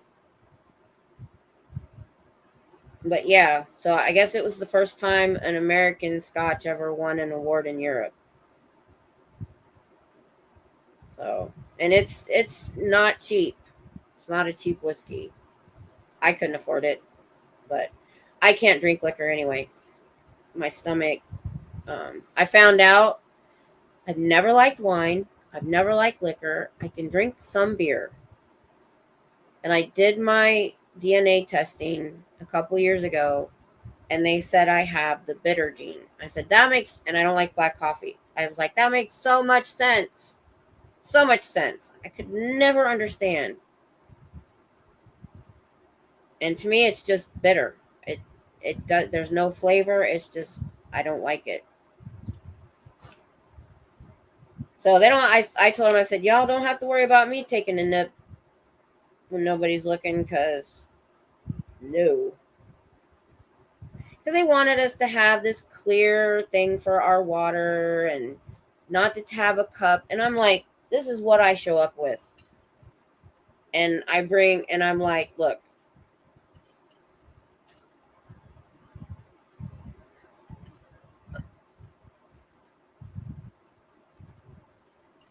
Well, since it's just us, let me look up the name of it. Oh, well, email me, Sophia, because I don't want to put out exactly where I work. I will give you the name of it if you email me.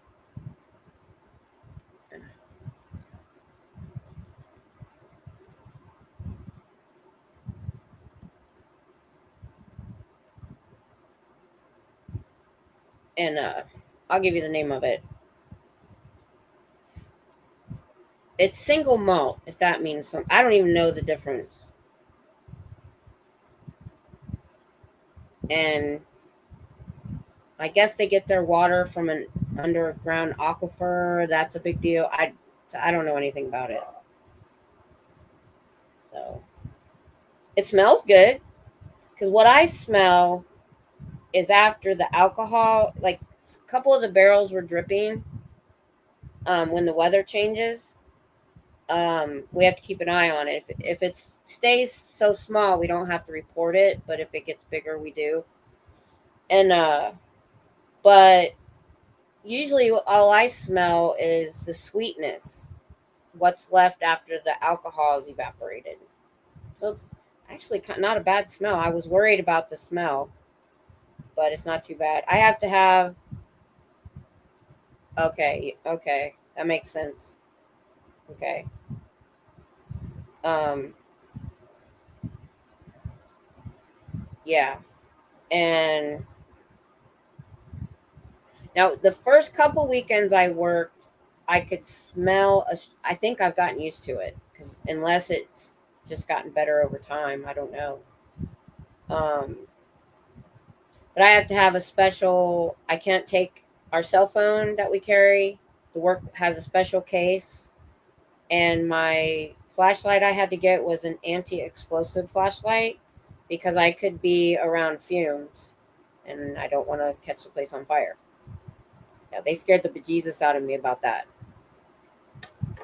because it sucks. I can't like listen to music or anything, because I can't take any electronics in there when I do my rounds. I can when I come back to the desk and I'm watching the cameras, but it's kind of interesting. My husband doesn't realize, even though we work for the same company, we work at different facilities. It's way stricter where I work, because I'm working at where there's machinery. I have to have safety glasses and a safety vest. He doesn't have to have any of that. And I'm like, you got to understand, we work in different places. They're completely different facilities. So he finally got it, that it's very, very different and very much stricter where I'm at. But mainly at night, I'm only looking for intruders and leaks for the most part. But really, nobody's going to break into that place. It would take a blowtorch to break into that place. Not too worried. Other than that, I just have to keep people off the property. Oh, I had last weekend, And I knew he was going to do it too. So we have cameras on the outside, and I saw him walk when they start walking down by our building. I watch them, and we have a dock for some reason. And darned if he didn't cut over and decide to use our dock as a urinal. And I'm like, I walked out there, and I'm like, dude, you were on camera. Do you mind? He didn't care. Yeah. I mean, yeah. Yeah. Me too. I was saying I'm near the base. That's all I tell. Yeah, that's all I say. Well, nobody was supposed to know my name. That's why I was doing the Miss Kim. And then my husband comes in and leaves a comment with his real name. And then my daughter did with her real name. And I'm like, thanks, guys. So it doesn't matter. Once they got my license plate number, they knew where I was. So they know. But you also have to be careful of just weirdos on the internet, that don't have the same resources that they do. So actually, those are more the people I worry about more than the people I'm protesting, because I knew they knew who I was pretty quickly. I knew it was only a matter of time. So, but that's it. It's fine. I think I live far enough away. They'd have to work at coming up here to mess with me. I think for the most part, I don't give them as much trouble as others do. The ones they've really gone after are the ones that really garner a lot of attention. I have been thinking about, I was going to try to go to a different place. We've been talking about that. I was going to try to go to my county courthouse one day. I was ready to go, and we had thunderstorms. Because,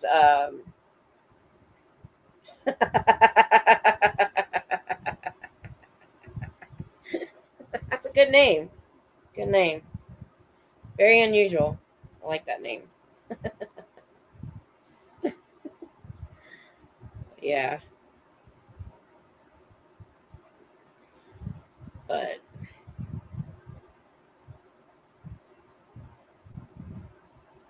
my thing is,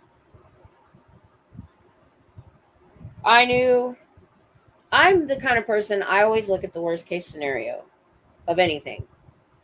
And my husband tries to call me a pessimist. I said, no, I'm not a pessimist. I'm a realist. I plan for the worst case, and if it's not that bad, then I'm pleasantly surprised. So I knew early on that there was a possibility of certain things. I watched everybody else. I knew the possibilities. And you kind of have to understand those possibilities before you go out there. So I've been pleasantly surprised, but I really want to do a recon on our Capitol building, because every time I just decide to go someplace different and I don't check it out first, it goes awry. This does not go well. So I need to go down there. I need to find out where parking is. I need to find out where I can set up. I need to find out what's public, it's the Capitol building for the state. So I think all of it's public. I can pretty much set up wherever I want.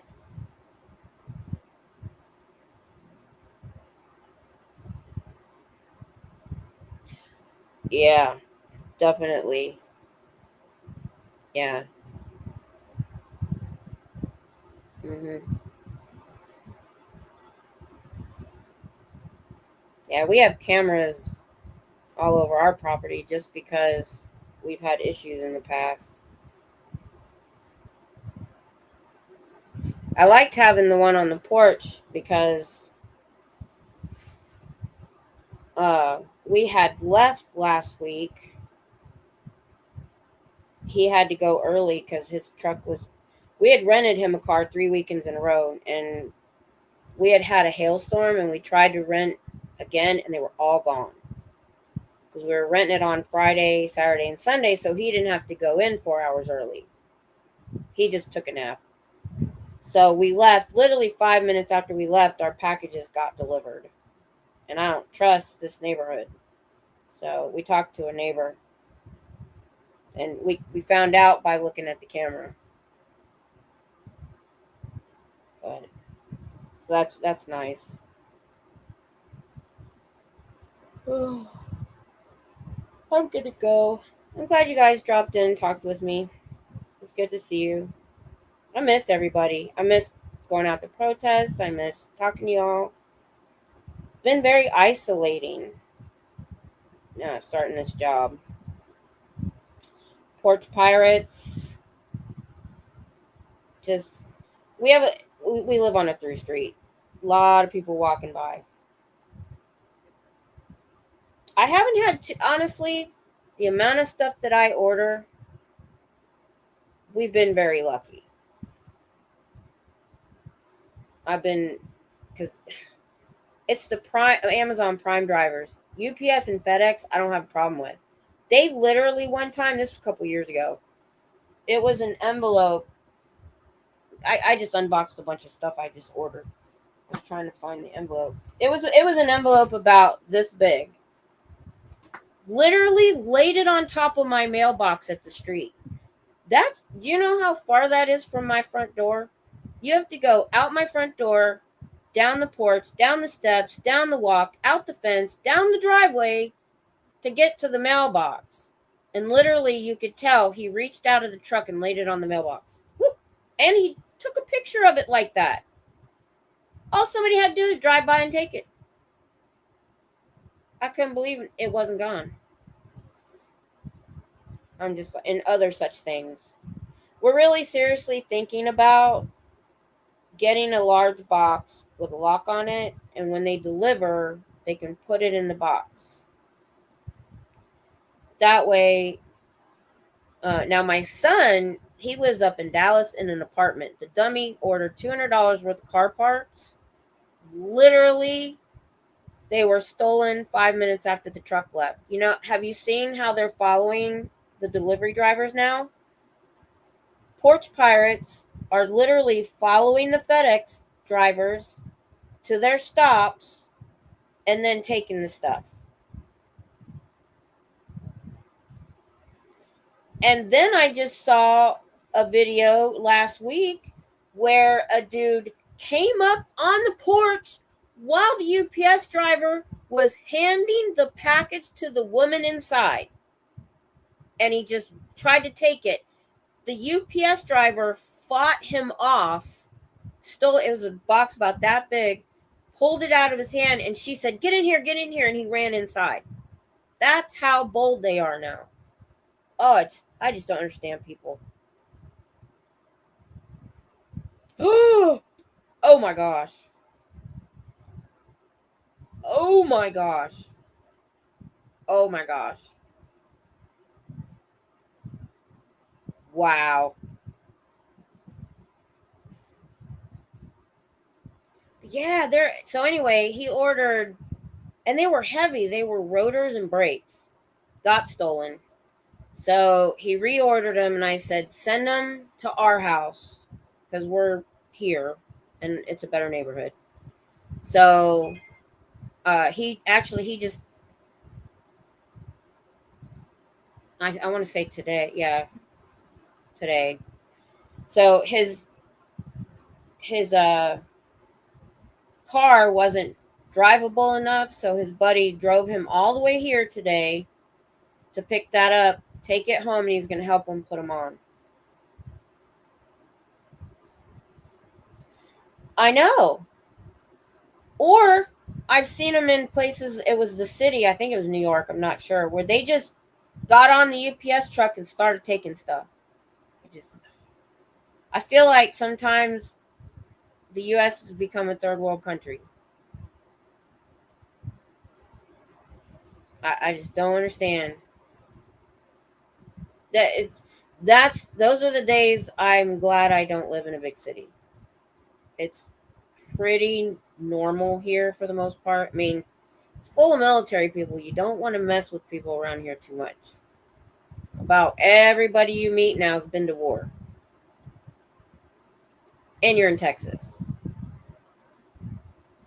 But so I told Chris, my son, because he lives in a building where he accidentally found this apartment. The people who own it is an older couple. It's like two small apartment buildings. They've owned it for 30 years, maybe longer, 40 years. Everybody that lives there has been there 30 years. And so everybody around him is older and they're having issue. They can't get out. And I said, I don't know if you guys know, and the only reason I know is I saw one down the street. They have Amazon pickup areas where you get a locker and a code and they drop it off there and you go pick it up. And I told Chris, I said, you order anything on Amazon from now on or anywhere, use those Amazon pickup lockers. He goes, yeah, but my neighbor can't get out. I said, tell her to use the locker and you'll go pick it up for her. Because they're trying, one of them has a camera, so they're trying to watch out for each other. And I said, well, just tell them to use the lockers and you'll go pick it up for them.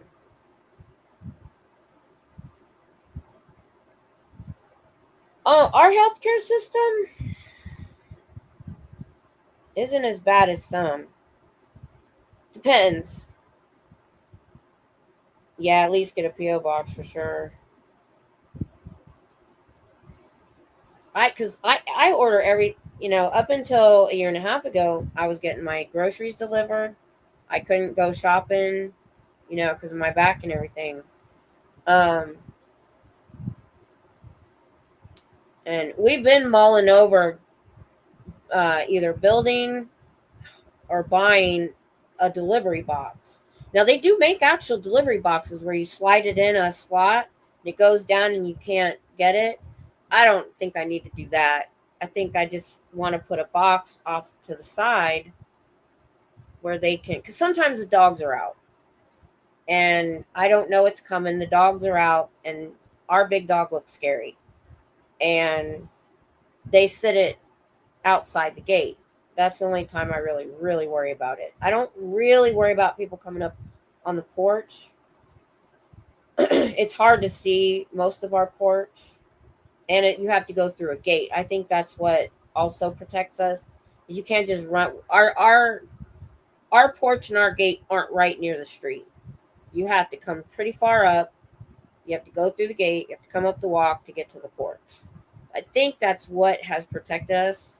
Plus, our house needs painted really bad. So they probably look at our house and think, oh, they ain't got nothing good.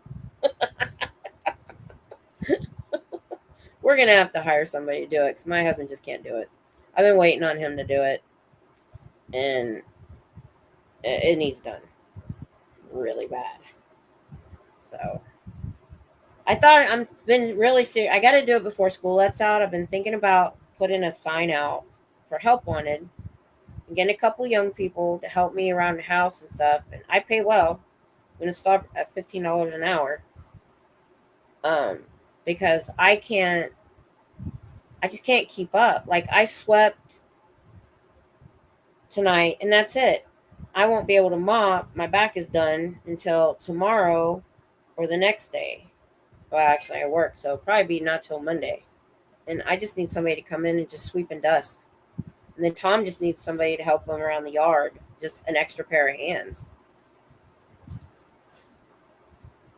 And it's hard to get an adult when you just need, 2 or 3 hours a week.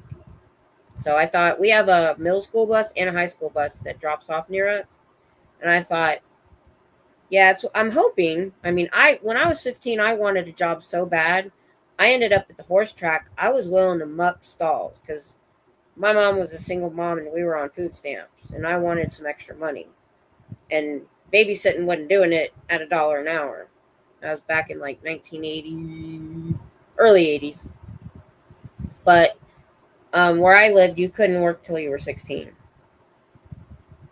So yeah. And with a raise, if it's even harder work, I will go up to 20. Because we used to have a young man that worked for us. When I say young, he was in his late 20s. But he was the kind of guy that he was a hustler. He worked hard. He just could not work a 9 to 5 scheduled job. He tried. We watched him try and it didn't work. So, but I could give him $20 to clean the porch off and hose it down and straighten it up, or do some stuff in the yard, and he'd mow.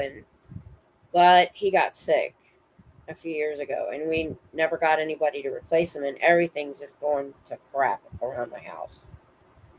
Our neighbor, we pay him to mow, but there's so many things that need attention that Tom just can't do anymore. He should be 100% disabled. He's only 80. But yeah, like I said, I need help maybe cleaning. I really need to clean out my craft room. And with my bad shoulders, it's really hard for me to move things like constant.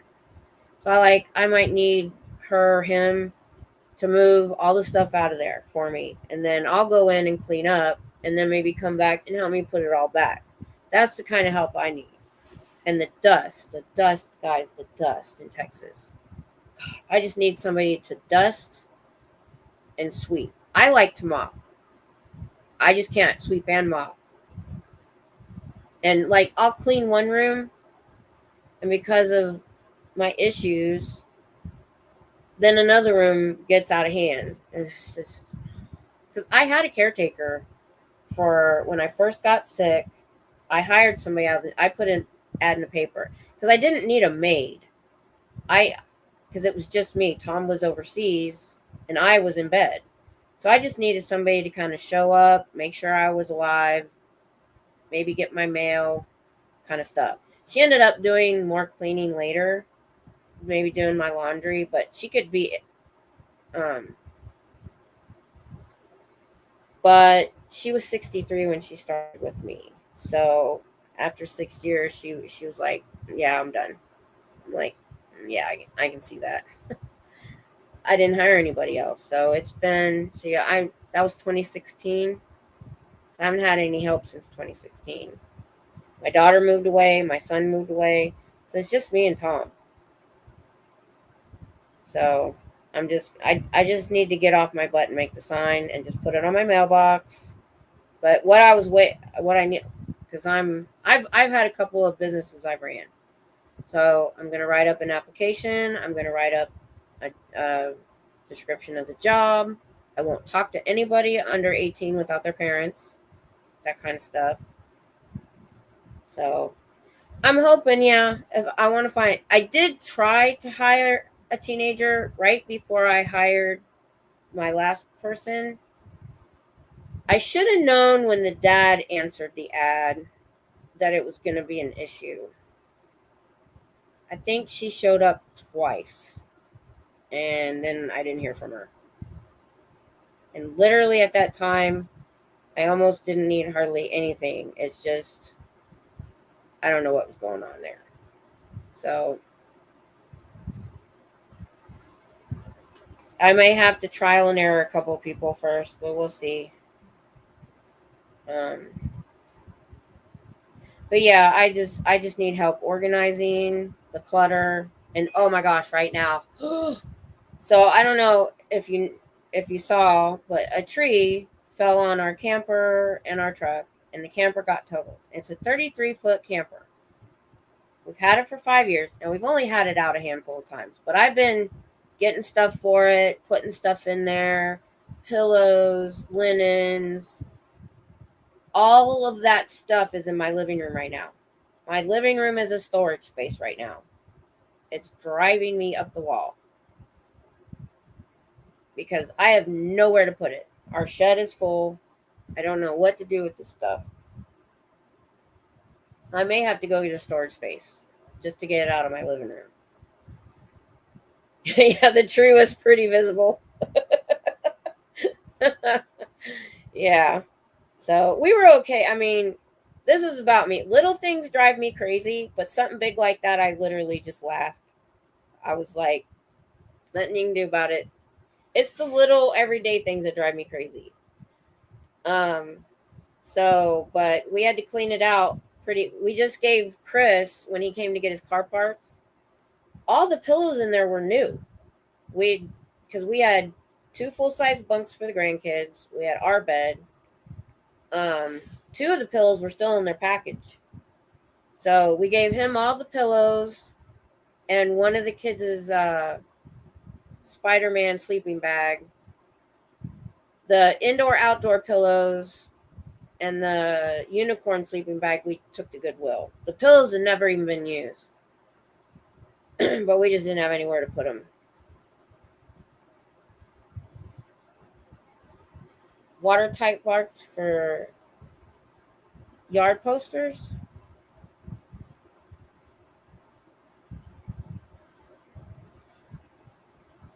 Oh, sorry. Ooh. So yeah.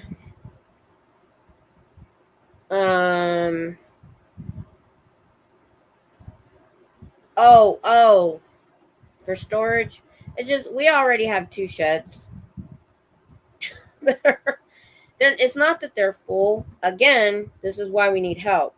Once a year, every year, at least once a year, our young man, my husband, and I, we would pull everything out of our big shed, clean it up, put everything back, red stuff out. We haven't done that in several years. And it's just, you can barely get in. And I know that I'm ready to downsize and get ready to move into an RV to the point I'm ready to start really getting rid of stuff that I've hung on to for the kids or whatever. I'm ready to start getting rid of stuff. We've got dressers in there, we've got cabinets, we've got an old refrigerator that probably still works that we can get rid of. But we just need help. So I want to hire somebody to help me inside, and I want to hire somebody to help Tom outside, because I didn't really want to hire one person to do both. That might be too much for one kid to want to do, unless they want to. And if we can do that, maybe we can get that person to help us paint the house too, or that person and a couple of their friends. Because they don't even have to do a good job. Just slap the paint on and get it on there. We'll do the trim.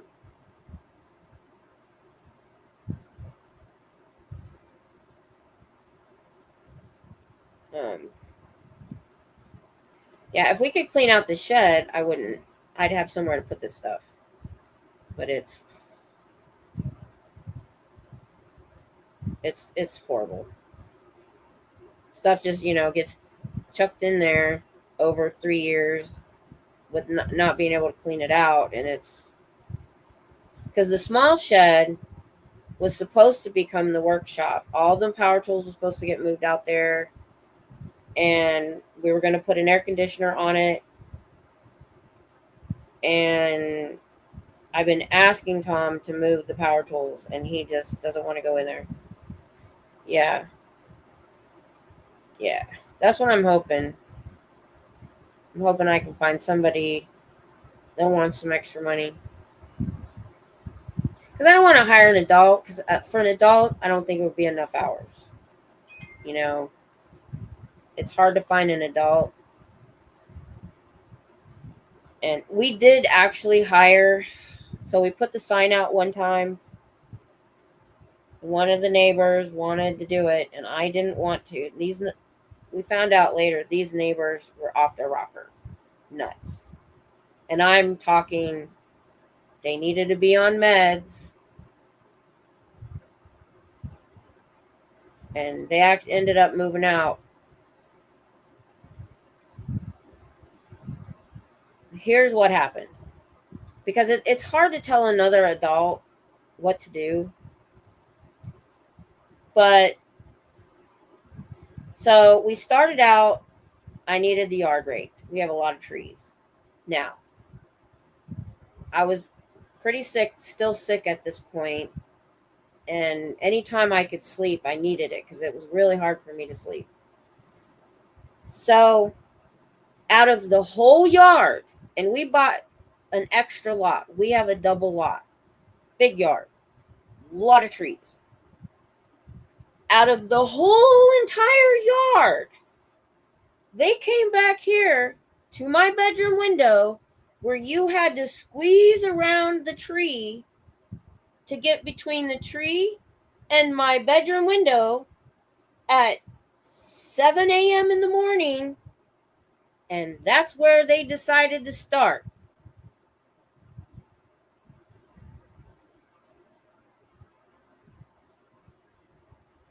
Out of my whole yard, out there, they came back here to my little backyard and started under my bedroom window, making a whole bunch of noise. A lot of noise for raking leaves. That's true.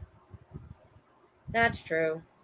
I got a lot of army wives here, but army wives scare me too. They do scare me. Yeah, it was rude. It didn't last long. Because I came out there with my hair all sticking up. I was like, what are you doing? And they really didn't. I don't know what they were thinking. I don't know.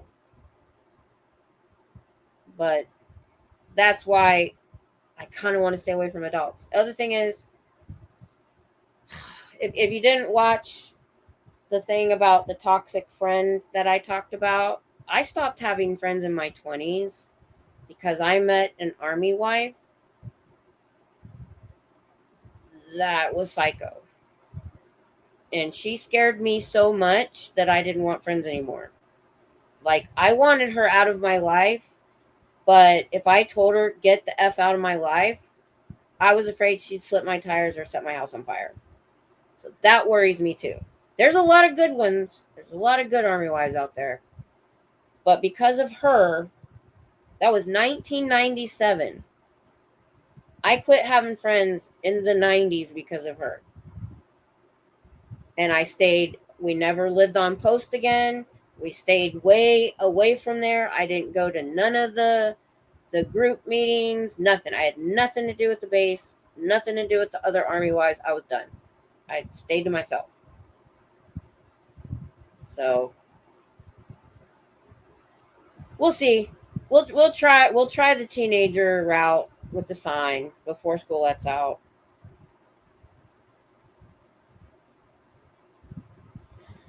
Yeah, there's that too. That's another reason why I stayed away too. I mean, I've always been pretty independent, and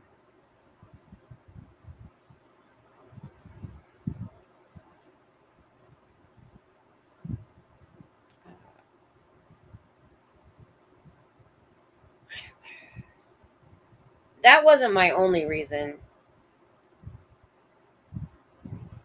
There was a lot of different reasons, and I really just stayed away from his job, his unit, all of that.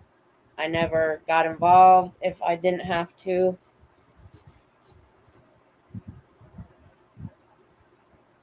And most of the time, well, for many of those years, I was stuck at home. I had a home daycare, and we had one car, and I worked 6 a.m. to 6 p.m. 5.5 days a week. So I didn't have time to do a lot of that stuff too. So there was that too. A lot of the stuff the army wives did was way before I got off work. So I'm always been a loner type person. I was an only child till I was 9.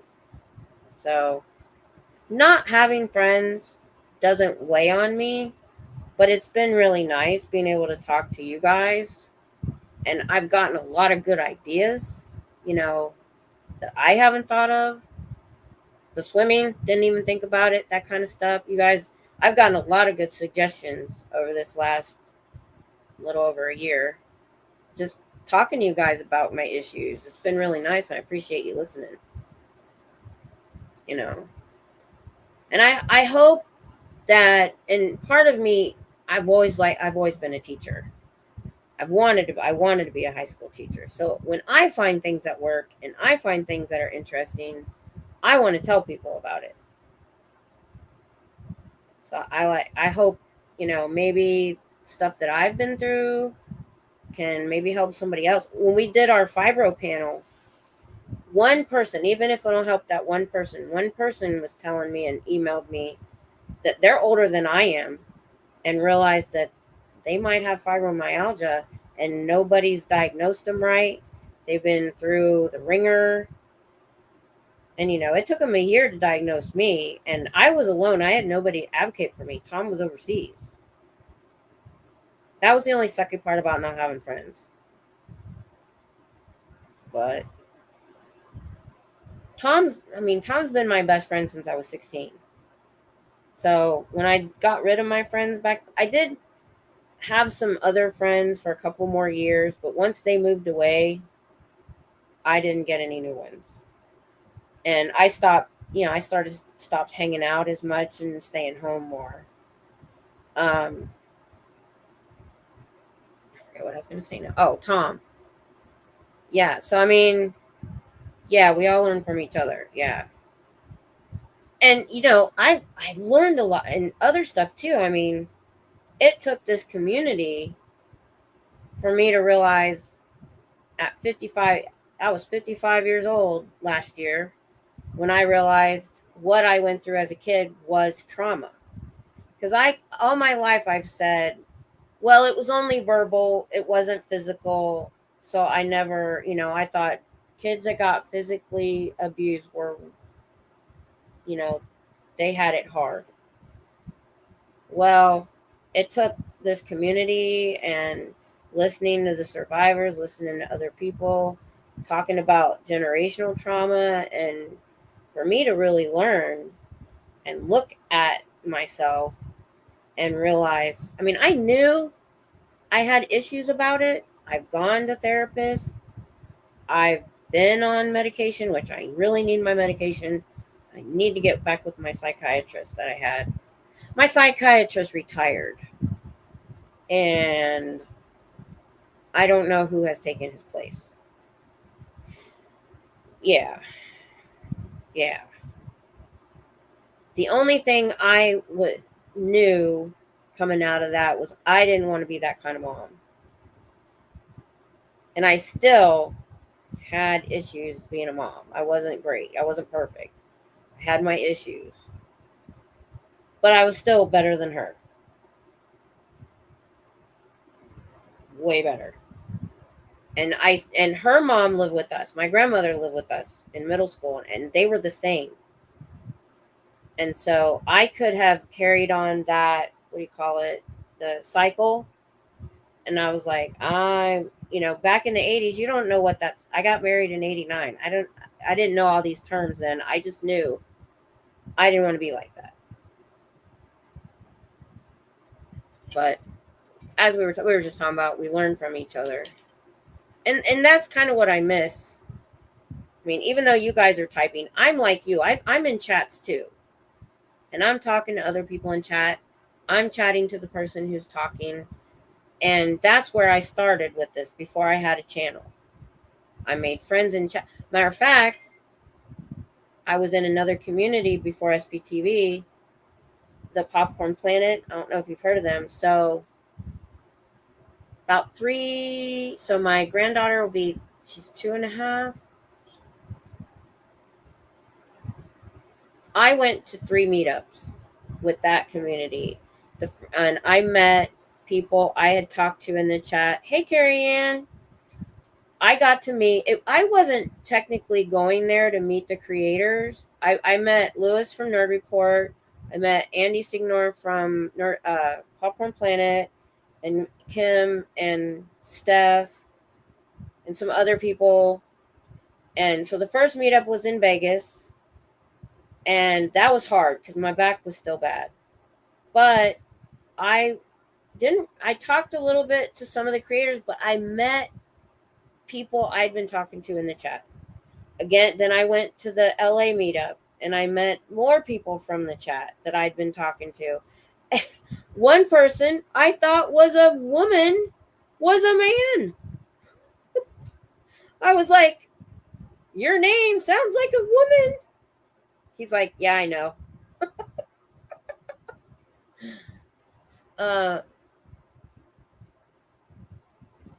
Yeah, reading about your family. Yeah, my mom was definitely from a dysfunctional family. Now, my grandmother on my dad's side is the reason I came out of it a little bit normal, because she was the opposite. She was all about family. Her second husband died. She had 2 stepdaughters. She fought his family for custody of those girls. And my mom, the only good thing she ever did is, even because my dad, they got divorced when I was like 2, is she let me go visit grandma any weekend that I wanted to go. And so I had this positive example. If I had not had that and all I had was my mom and them, I would not have ended up the way I am, which isn't that great, but it's not that bad either. So that was the one good thing. Now, my half sister, my dad's other daughter, did not get that. And her mom was just as bad as mine. The man did not have a good sense of women. And she didn't let her, she lived a mile from my grandmother, and she wouldn't even let her ride her bike down to my grandma's house. And I don't think she ended up as well. What's the word I want? I think she had way worse issues than me because she didn't have that example of my grandmother. I wish she would have. I wish we don't know each other very well because she wasn't allowed to come around.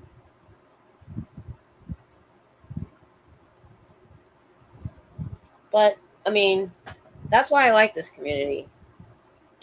I mean, over the last year and a half, we've had issues in the community. We've had people that turned out to not be the best fit for the community, or however you want to say it. It's gonna happen. And it's but I've always said, though,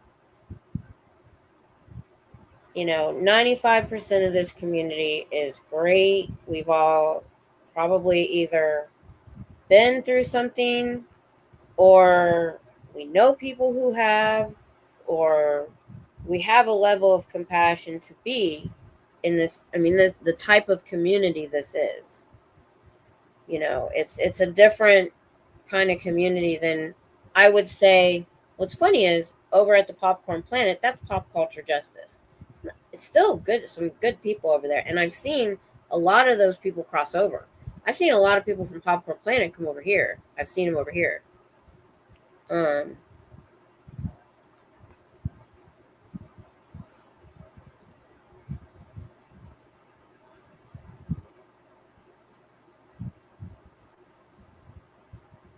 It's good. That's good. Yeah. Well, that's what we did. So my husband's family was actually, I liked his family, but there were a lot of them, and so there was a lot of people not getting along. But it wasn't just that. I think he was thinking about my family too. And in high school, we were in Navy junior ROTC in high school. God, I wish we would have went in the Navy. But our commander was pushing the Army Reserves. So we both joined the Army Reserves. And then 2 years after that, he went active duty. And so when they asked him where he wanted to go, we were in Ohio. which, if you don't know, that's over closer to New York. He picked the farthest away place he could pick. He picked California because he wanted us to get away from that stuff, get away from my family, and we've never lived around the family, so I didn't have to deal with her. Well, I moved out when I was 17. I moved in with my grandmother my senior year because of her. So that, I think, was partially a good decision, but if we'd have been anywhere on the East Coast, we could have got home on a 4-day weekend, and my kids didn't get to grow up with any family. It was just us, just the 4 of us, and sometimes just the 3 of us. But I tried to do the best I could. I mean, we did it. When the kids were younger, we did a lot of stuff together. We tried to keep things as good as possible. I mean, there were issues. It was hard being military. It was really hard. Their dad was gone a lot. It was just me a lot. But compared to what I grew up with, I still feel like I did better, at least.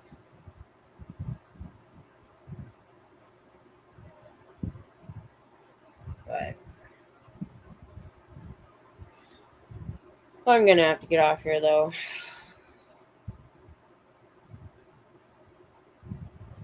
I'm going to try to clean up this unboxing. So, if you weren't here earlier, so because of this K-pop I'm getting into, and the music, a lot of it's in Korean. I watch a lot of K-dramas, but I only watch the stuff. So I just got these Learn Korean books that are actually, I unboxed it earlier. The group, I didn't even know this existed. It's Learn Korean with BTS, the group I like. And this pen sounds out anything you touch it to in the book. So that's my new adventure. And that's what I was unboxing earlier. Yeah. I think we were lucky that it was just us. And I do think there might have been times where when we were having any kind of rough spot, where I think if there'd have been family around, or friends going, well, you should leave him or you should leave her if you're not getting along. But because it was just us and we had to work through it, I think that made us stronger. And when we really, really needed it, the military was there for us. It was hard. They kind of screwed him over a few times. But when we really need, like when his grandmother died, Army Emergency Relief gave us the $1,200 for the plane tickets for the funeral. And we were supposed to pay $100 back. It's a no interest loan. And they take it out of your pay. This was way back when he had just gone active duty. And after 3 payments, a grant came in that wiped all the loans clean. So we didn't have to pay it all back. Then when my mom was dying, he was in Bosnia getting shot at. And I called the Red Cross because all I wanted was an hour-long phone call. All I could get was a 15-minute phone call from Bosnia. It was long before the internet was big. And the next message I get, they put him on a plane. They got him a plane ticket and were sending him home. I was not expecting that. So there were times that they really helped us out. And we could always rely on a paycheck. It's not like you can get fired. There were times where that was really important. It was a hard job for him. I couldn't imagine. I was supposed to go active duty too. I couldn't imagine getting up and running every morning for 21 years. He did it. And now he's like, somebody said the other day, told him he needed to run to get some exercise or something. He's like, I'm not running for nothing ever again. He says, you are crazy. So, there's pros and cons to everything. There was pros to the military. There were some cons to the military. At the 10-year mark, I really wanted him to get out because we went back home and all our friends had new houses and jobs, and even a couple that had went in the military and got out. But he said no. He said, I'm not doing it. I'm going to finish it. And darned if in the next 5 years after that, they all went bankrupt and all lost their houses because of the economy. And then every time since he's retired in 2010 that I've had to go to my specialist and our copay was $30, or we just saw the bill for my implant. I think it was $30,000. Nobody told me that. At least what I think that was for. So, somebody said about my health. I wanted to mention something about the healthcare because you said our healthcare system depends on if you have private, what kind of insurance you have. So far, our insurance has been really good that we got after he got out of the military. I had off-post doctors for 20 years. I didn't have to go on post. But when they built the brand new hospital, and I don't know why, they started forcing us to go there as retirees. I hated it. This captain that was like 25 years old treated me so badly the first 2 times. I walked out in tears. I was so frustrated. I'm there with a walker, and she doesn't want to talk to me about what I wanted to talk about. She wanted to talk about a med I was on that I'd been on for 10 years and had no problems with. And I'm walking out into it takes a lot to me. That's how frustrated I was. And the second time I walked out, I said, you are condescending. We are 40-something years old. You can see I have problems. You can't treat me like a private. That was the problem. They wanted to treat us like a private in the Army. They need to have a special clinic for retirees because it's a different set of issues than a 25-year-old in the Army.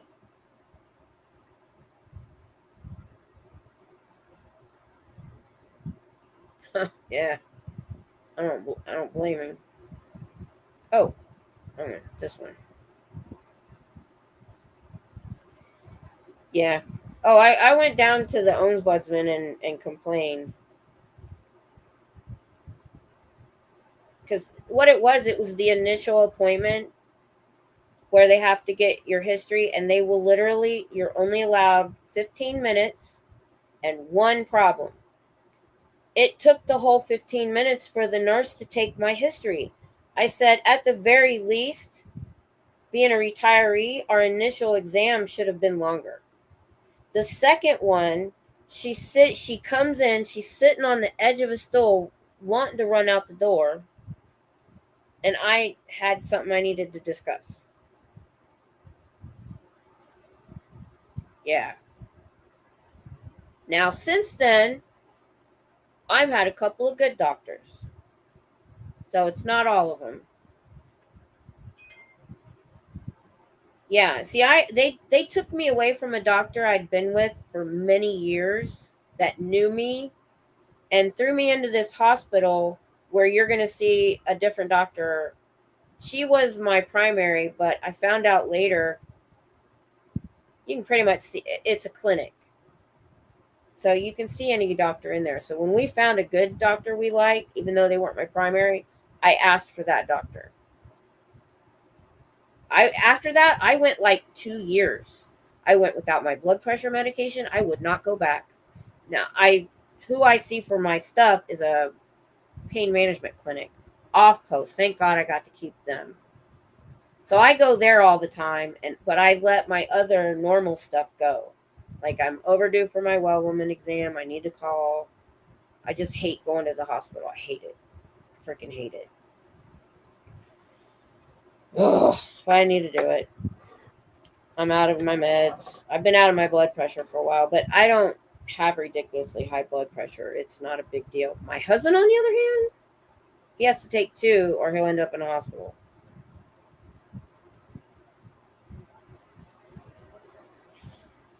I know. I know. Well, and then I heard because they did that, she ended up closing her practice and going to the other hospital that's out of the network. So I couldn't even, because all her patients got yanked. And there were I bet there were more than one doctor in town, because this is a military town. And now you're going to force everybody to go to the hospital. It was a nice hospital. I mean, it was new. But your doctors are going to switch every couple years because they're young and they're new. You're not going to see anybody that's been there for any length of time. And that's the problem. Now, my specialist, because it's a pain management clinic, now there, I don't have that problem. I had the same doctor for 10 years before he left. And I like the new guy too. But every time I go to the doctor, he says it's worth all those years we were apart. I don't know that I agree. I think in a way our kids are a bit dysfunctional because of our lifestyle.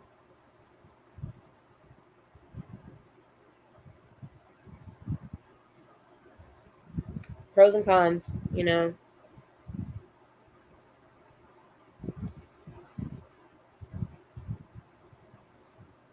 But like our son, he's 37 and he's going to school right now. He in this area, you just can't get a good paying job if it's not on post. And he was working a dead end job. He had a couple years left on his GI Bill because he went in the Navy. We wouldn't let him go in the Army. So about a year after he graduated, he went in the military. And if he finishes this out, he'll have a really good job. A really good job. So he was tired of working dead end jobs around here. He won't be able to move back here. He's gonna have to stay in a major city working for an airline when he gets done,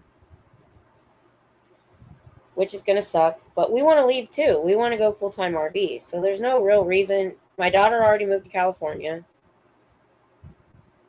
He's up in Dallas. I want to go full-time RV. So there's really no reason. Well, his son's down here though. That's his big thing.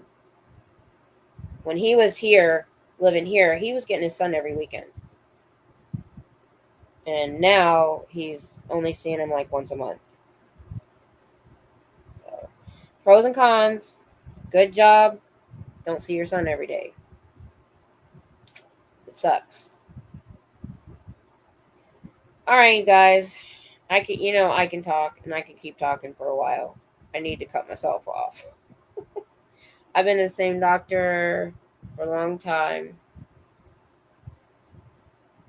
Yeah, that's nice. Now, we did, growing up, me too. Growing up, I had the same doctor, till I was 20, till I got married and left. Yeah. I know, we sacrifice a lot sometimes for a good job or a way of life. I do wonder. I know we probably wouldn't have gotten anywhere back home. I know Tom would have never went to college. I don't know where we would be if he hadn't gone in the Army. I know we're better off than our parents were both lower middle class, never owned anything. Well, his parents did buy, they bought their house, but they didn't buy their house till their 40s and in their, or 50. And when she passed away, she was 86 and still paying for that house. And that's why when he wanted to upgrade to a newer house and start a new mortgage, I said no. We live in a tiny little old 1,100 square foot house, but it's paid off. I said, and when we were looking at getting a bigger, nicer house, all I felt was stress the whole time. I'm like, and I finally told him I couldn't do it. I'm like, no. I said, it was way more than we were already paying. We would be paying on it a lot longer. I said, no. So, pros and cons. What did I say earlier? Life is hard. I'm going to leave you on that note. I will see you guys. I'm going to try to figure out a day during the week to go back to the reading. I really like doing that. And next week, I'm going to get back to protesting. No matter what. So look out for me next week. Y'all have a good week. Love you guys. Talk to you later.